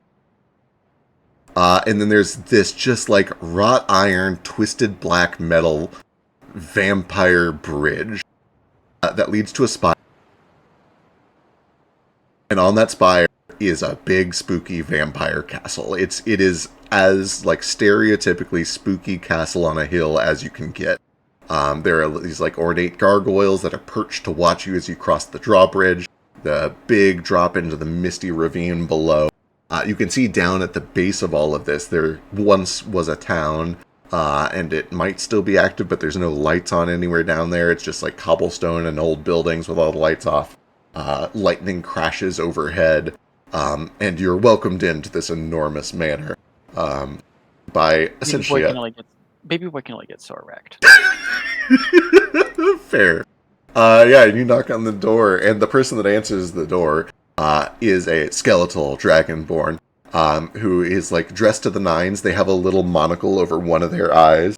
You can see that there's a gold filling over one of their teeth, and with this like posh and polite texture or timbre, it's like, "Oh, good evening. Is the master expecting you?" Unfortunately, he's not. Sorry to impose, but if you could tell him that baby boy is here. Oh, you are, of course, not in a position. Please come inside, make yourself comfortable. I'll let him know that you're here. Thank you for your gracious invitation. And after some time, he lets you into this just massive manor where there are these rich paintings all along the walls. This big crimson carpeted double winding staircase going up to a second floor that he walks up. He goes down a hall. And at the end of that hall, you can just barely make out these heavy thunking knocks on a big, heavy wooden door. And eventually, you do see that Arguminivex comes out in a hurry. You hear the tapping of his cane as he hobbles down and welcomes you in. And then we do a little bit of a catch-up montage. You explain. I'll apologize for him, coming unannounced and all that jazz. Oh, don't be ridiculous. Come in, please. We'll get you a bed made up. Draw a bath. Hey, Jeeves, draw a bath. Yes, right away, sir. And they start going out of their way, hand and foot, to make a place for you to stay overnight if you need. Okay. And then, I'll explain to him, how we failed. And how Argus, he already knows, I showed him the letters that Argus came. Right. And he reads through everything, he listens to your reports. I'm gonna keep the Vol'drin probably locked up in my bedroom and be like, also I have one of his underlings. He, due to some of my magic, is under the impression that it was Afef who killed his kin and not me.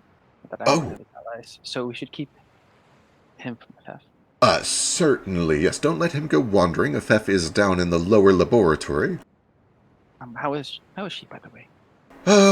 Improving, but slowly. I think she'll probably make a recovery, but it is going to take some time. It's difficult seeing her in this state, but I'll do what I can. I admit that, uh,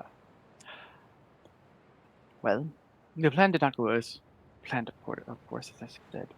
But I have temporarily locked the portal so that it cannot be used. Very well, if nothing else, that's a wrench in their plans. A good old fuck Aye, you to both of them. aye. And it looks like the globe is starting to recover in its own way. That's wonderful news. Yes. Um, But it also seems that Articus got there not by that pool. oh, that's Do unusual. you know of any other ways to get to any of these other similar locations? Me, certainly not, but we could ask Afef when she is stable. She may have some insight onto the matter. Of course, of course. We don't want to disturb her while she's still recovering. Yes, if it is urgent, she has a few moments of lucidity, and I could try to ask during that time. But it's up to you. I don't know how urgent or important this question is. It's not urgent at the moment. Just mostly trying to track where he's going to be coming out of, possibly. It seemed to be to the west. Very well, then I will He came continue to from the focus west on her and tried to recovery. escape to the west, so I assume that his portal is to the west. I see. Good to know. When she's stable, I'll be sure to ask her, but I'll focus on her recovery for the time being. Yes, and if you guys do happen to go back there, be careful. I have booby trapped the cave. Oh, yeah. Of course, I will be very cautious, although I don't think that I plan to go over there, but at the very least, I'll let Afef know. Yes. What should she look for? Oh, it's very related. Uh, It's at the something bend. Perhaps when she is ready to head back, I will summon you so that you can point out what she should avoid. Seems wise. Um, hmm. I fear that my hubris got the best of me. I thought I could take it on better. I did not expect them to bring an army, or well, I had a feeling he might do soldiers. Did not expect archers to pop in there. Yes, a small vanguard is not unheard of, especially given their recent change of allegiances. I suspect that Ternaliax might believe Pharonexavax is, unhappy about his new masterage. It's possible that he suspected there would be foul play. He wouldn't go alone, is what I mean by that. Even if it was a secret mission, he would have brought at least a couple of his closest. Maybe, perhaps. I don't know truly how secret this really is. Anyway, the point of all of this is that I don't think that you were... I don't think there was folly in your plan. I think you did as well as you could. I think it sounds like this Argus fellow is the real wrench in your operation. The wrench, but also the crux. The reason why I was doing this to begin with. Well, I don't know much about him, but it sounds like maybe dealing with him is the first step to dealing with them. That is what I'm thinking. Though I was hoping that taking care of one of them might help me get an edge up on him, a leg up on him. Possibly. I do know this. Um, Pharonexavac is a spellcaster. He's of moderate talent, in fact, quite decent talent, but he is very, on the topic of hubris, he is very confident in his own abilities, and also very stubborn. If you closed this portal, and he is trying to impress his new master, he will stay there until he reopens it, and that will not be a quick process if you've done your job well. What I'm trying to say is, I believe you may still have a window to take advantage of his absence. his keep will be unguarded, or at least not him there. For at least as long as it takes him to undo your trap. Yes. He's skilled in chronomancy, correct? Not necessarily spatial control. Correct. That has been his main area of study. He has done some other magic. He knows basic war magic, as any of the good lords do. But his area of expertise is chronomancy. And meta, real quick. That's where we're planning after I meet up with the group. Is that where we're heading, or did they already head there? That is the plan. I know it's been like months out of Okay. character, but the plan is you meet up with them in Pi and then travel up to Pharonexavax's keep and ransack the place, steal anything you can, and also possibly confront Argus while you're there. Which Because according to the letter, Argus said he was going to meet him back there in a few days after their visit, so... He Who might have. knows? Oh, so he was probably using the old growth as a quicker way to get there. Who knows? All right, that makes a lot of sense. All right, all right. Hard to be next. I must thank you for your hospitality. It's been great. I do have one matter of business, and then, not necessarily business, but something else to discuss. But we're heading back to Pi. I assume that there might be a town along the river that we can get a simple rowboat to ride the current down. Oh, nonsense. We'll fly you over. Oh, I wouldn't want it to mean you any more than you've already done. You have done a tremendous service by simply fucking with the two of them for even a night. It's the least I can do.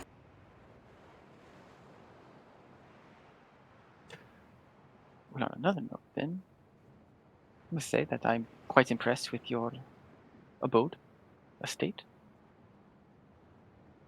Thank you. Centuries of history here. Quite a storied place that we've built here. It's a shame it used to be very lively. Most of the inhabitants below are of the cold-blooded variety now, and he kind of like knocks on one of his own rib bones. But still, we do what we can. We keep it running. And then I wasn't sure if you had some time. I wouldn't mind having a nice little date with you. Oh, um, hmm, ah, hmm. Well, hmm. Oh, if it helps, I don't normally look like this. I like pop off my head. Oh, well, isn't that adorable? I would need to check with the missus. Perhaps. Oh, I did not want to impose. I did not realize you had a missus. Yes, it's a bit of an unusual situation, given my state. Legally, it ended when I did. But we are still fond of each other. And you can see that he's just, like, kind of doesn't really know how to respond to this just yet. He's not unfavorable towards it.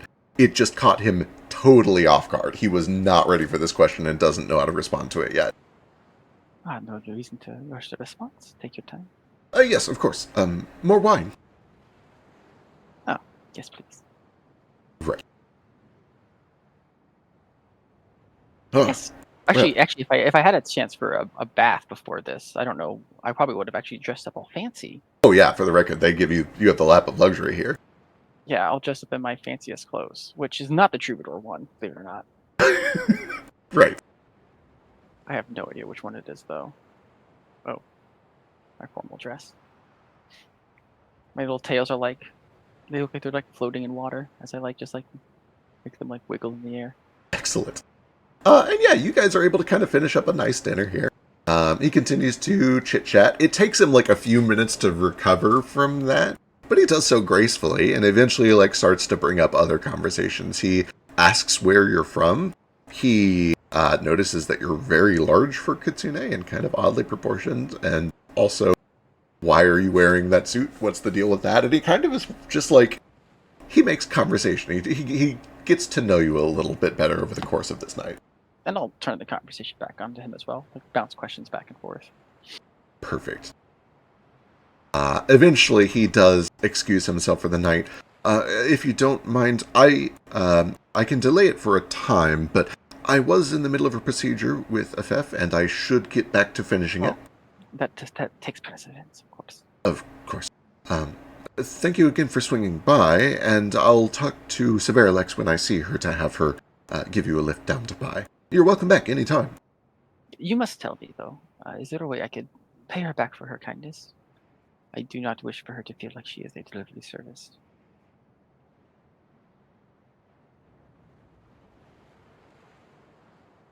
He ponders for a moment. This is a tricky question to answer because what she loves more than anything else is philanthropism. And so, helping you is, in a sense, giving away to give back.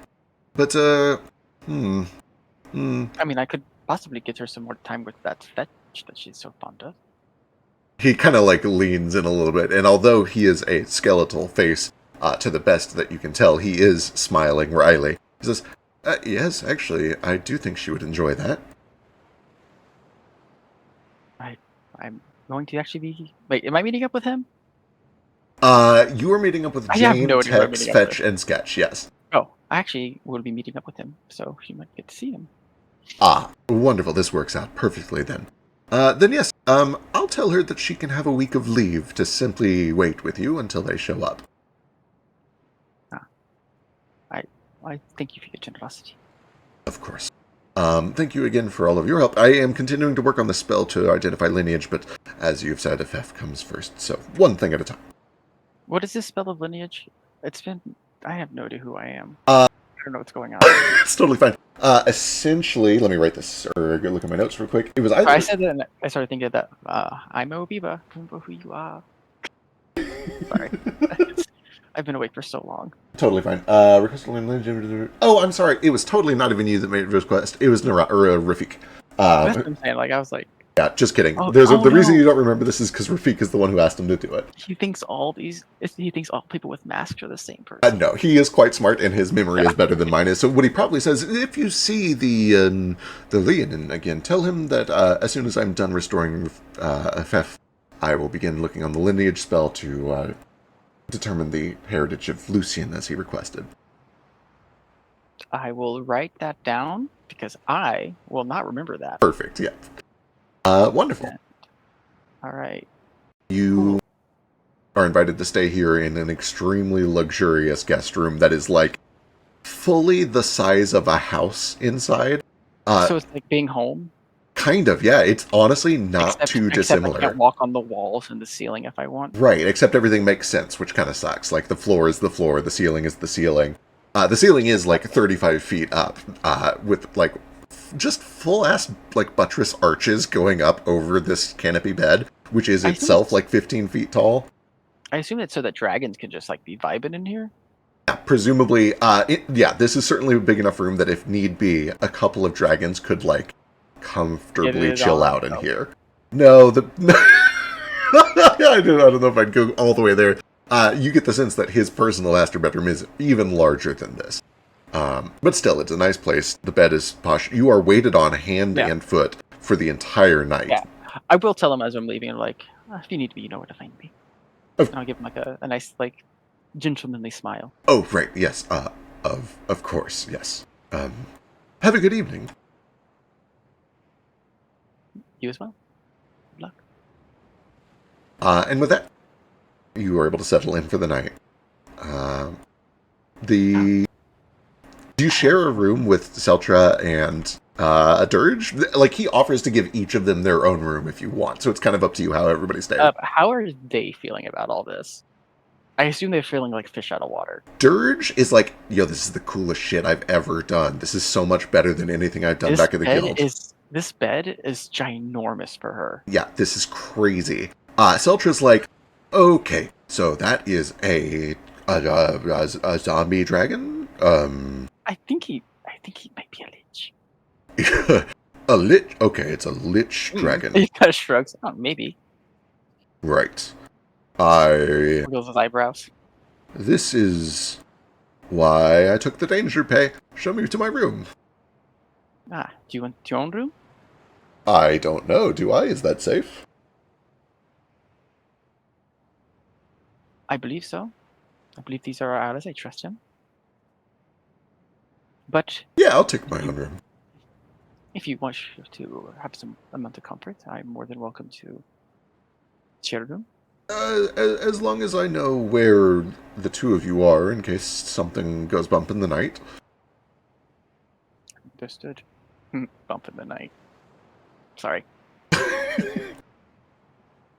And eventually, you guys all get settled into rooms. Do you do anything overnight? Presuming that you are not visited.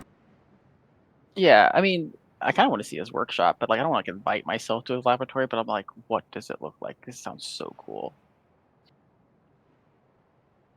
If you voice that, he will kind of tell you when it is. Here's the thing: I'm a person who lives in a world of secrecy, I'm not going to ask it at all. For sure. I gotcha. Yeah, that's not even first date. That's like Showing somebody your laboratory is like sixth base, yeah.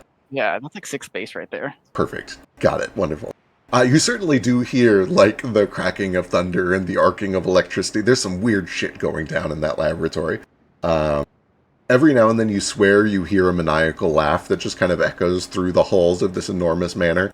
But apart from that, it's a cozy night at a luxurious estate. The rain eventually lulls you all to sleep. And when you wake up in the morning, you're treated to a decadent breakfast. And Severalex seems delighted to learn that she's been given a week of leave. She actually says her plan is to drop you guys off and then head back up to Oak Camel and make sure that everybody's recovering there. But she does ask, when are your friends going to arrive? I would like to meet them, and perhaps I can even help you fly to wherever it is you're going. Oh, also, I think Fetch should be there too. Oh, what a delight. I'll be sure to, be there. Hi. I out of character have no fucking clue what we're supposed to be meeting them. Fair. I guess I can get my little head thing out. Like, what's your ETA? Yeah, you are able to do a little bit back and forth communication through there. And let me read through all of this. I think... I'm also going to be speaking as much code as possible. Like, I'm not trying to like be like, oh, by the way. Right, it's just like... fixes a train. Well, this is actually... This works out pretty much perfectly. They are going to wake up on Tuesday morning. So the other group is a day behind you right now. So while essentially during their next session, there's a very good chance actually that in their next session you will be there because they will like reunite with you. So we'll get that all sorted out probably between sessions. I mean, I can like stay an extra day here if I need to. It's nice. Right. We'll get it all sorted out between sessions and get time realigned for you and the rest of that group. But for now, I think this is probably where we will wrap up. I like how we're like, it's going to be a short session. Yeah. I wasn't sure how that was going to go, so, D&D has a tendency to do that. Yeah. You guys did get out of there with 2 cubic feet of chronotriorite, though, which is quite a haul. I'm very curious to see what you guys do with it. Oh, I don't even know what money is, so, like... mostly Jane was like, I think Jane gave me like 5 or 600 gold, and she's like, yeah, whatever, you just give me some. So like, she gets a whole cube. Yeah. I won't go to the other one. She gets 2 whole. Oh yeah, you keep a cube for yourself. Fair. Oh, maybe. I don't know what I can do with it. I probably can't do shit with it. But like, Jane doesn't need 2 cubes. What's she gonna do with 2 cubes? Yeah, she's convinced that whatever she does isn't going to matter, not going to actually happen. She can't do anything. Wonderful. My eyes. We will get all of that sorted out when you guys reunite sometime. And then at some point, just give me the saves for the Voltron, and I will... yes. Let me go and do that. We'll save. Do 3 of these boys. Yes, thank you guys for patiently waiting for me to... I don't know. That combat happened so quickly yet so slowly. It was very stressful.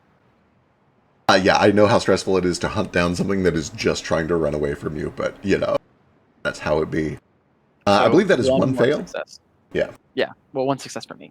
All right. Perfect. I'll let you decide what those 5 minutes look like between weeks. We'll probably pick up at that. What's going to be the best thing to do is...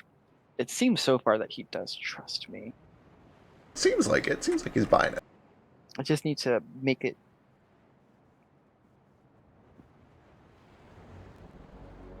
I think I have an idea. I think I just need to make it so that he has a memory of Argus saying, oh yeah, I lied to you, and just turn him against Argus.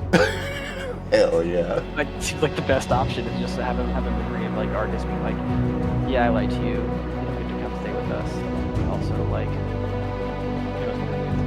blah, blah, blah, right. I mean, he'll spend 5 minutes saying that.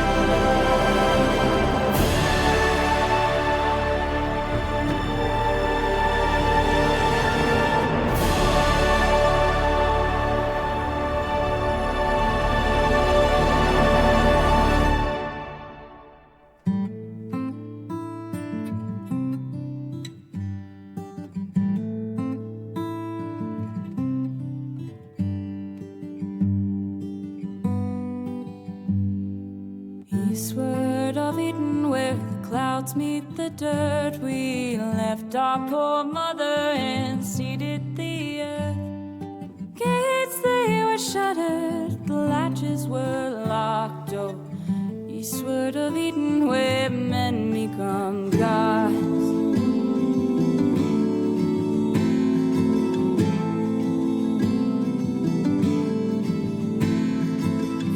Though our people, we toiled as one, the fruits of our labors thrived under the sun. Our children, they fed to outnumber the stars. So eastward of Eden, where day turns to dawn.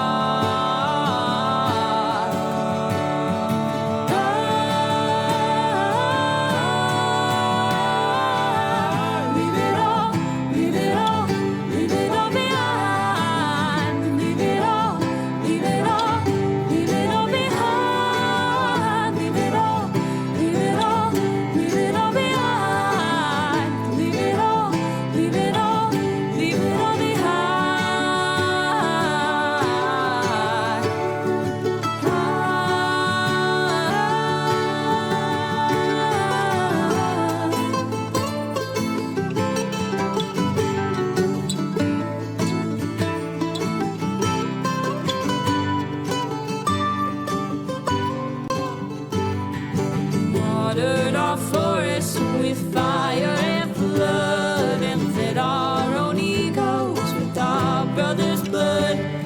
We starved every ocean till they ate up our shores. Oh, eastward of Eden, where we always want more. Our towers, they rose up and set with the sun. Our servants, they burned us with fiery tongue. We run our wings of metal, surprised when we fell. Eastward of Eden, where heavens are hell.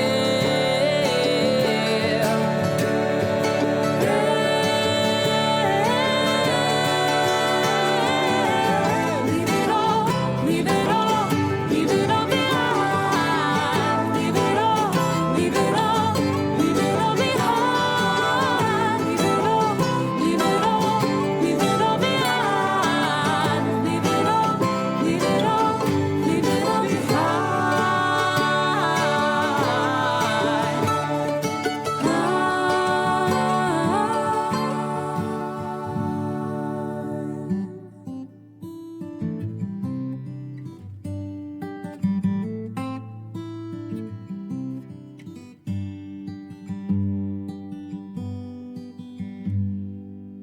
Eastward of Eden, where the dust meets the dirt, we murdered our mother and strangled the earth.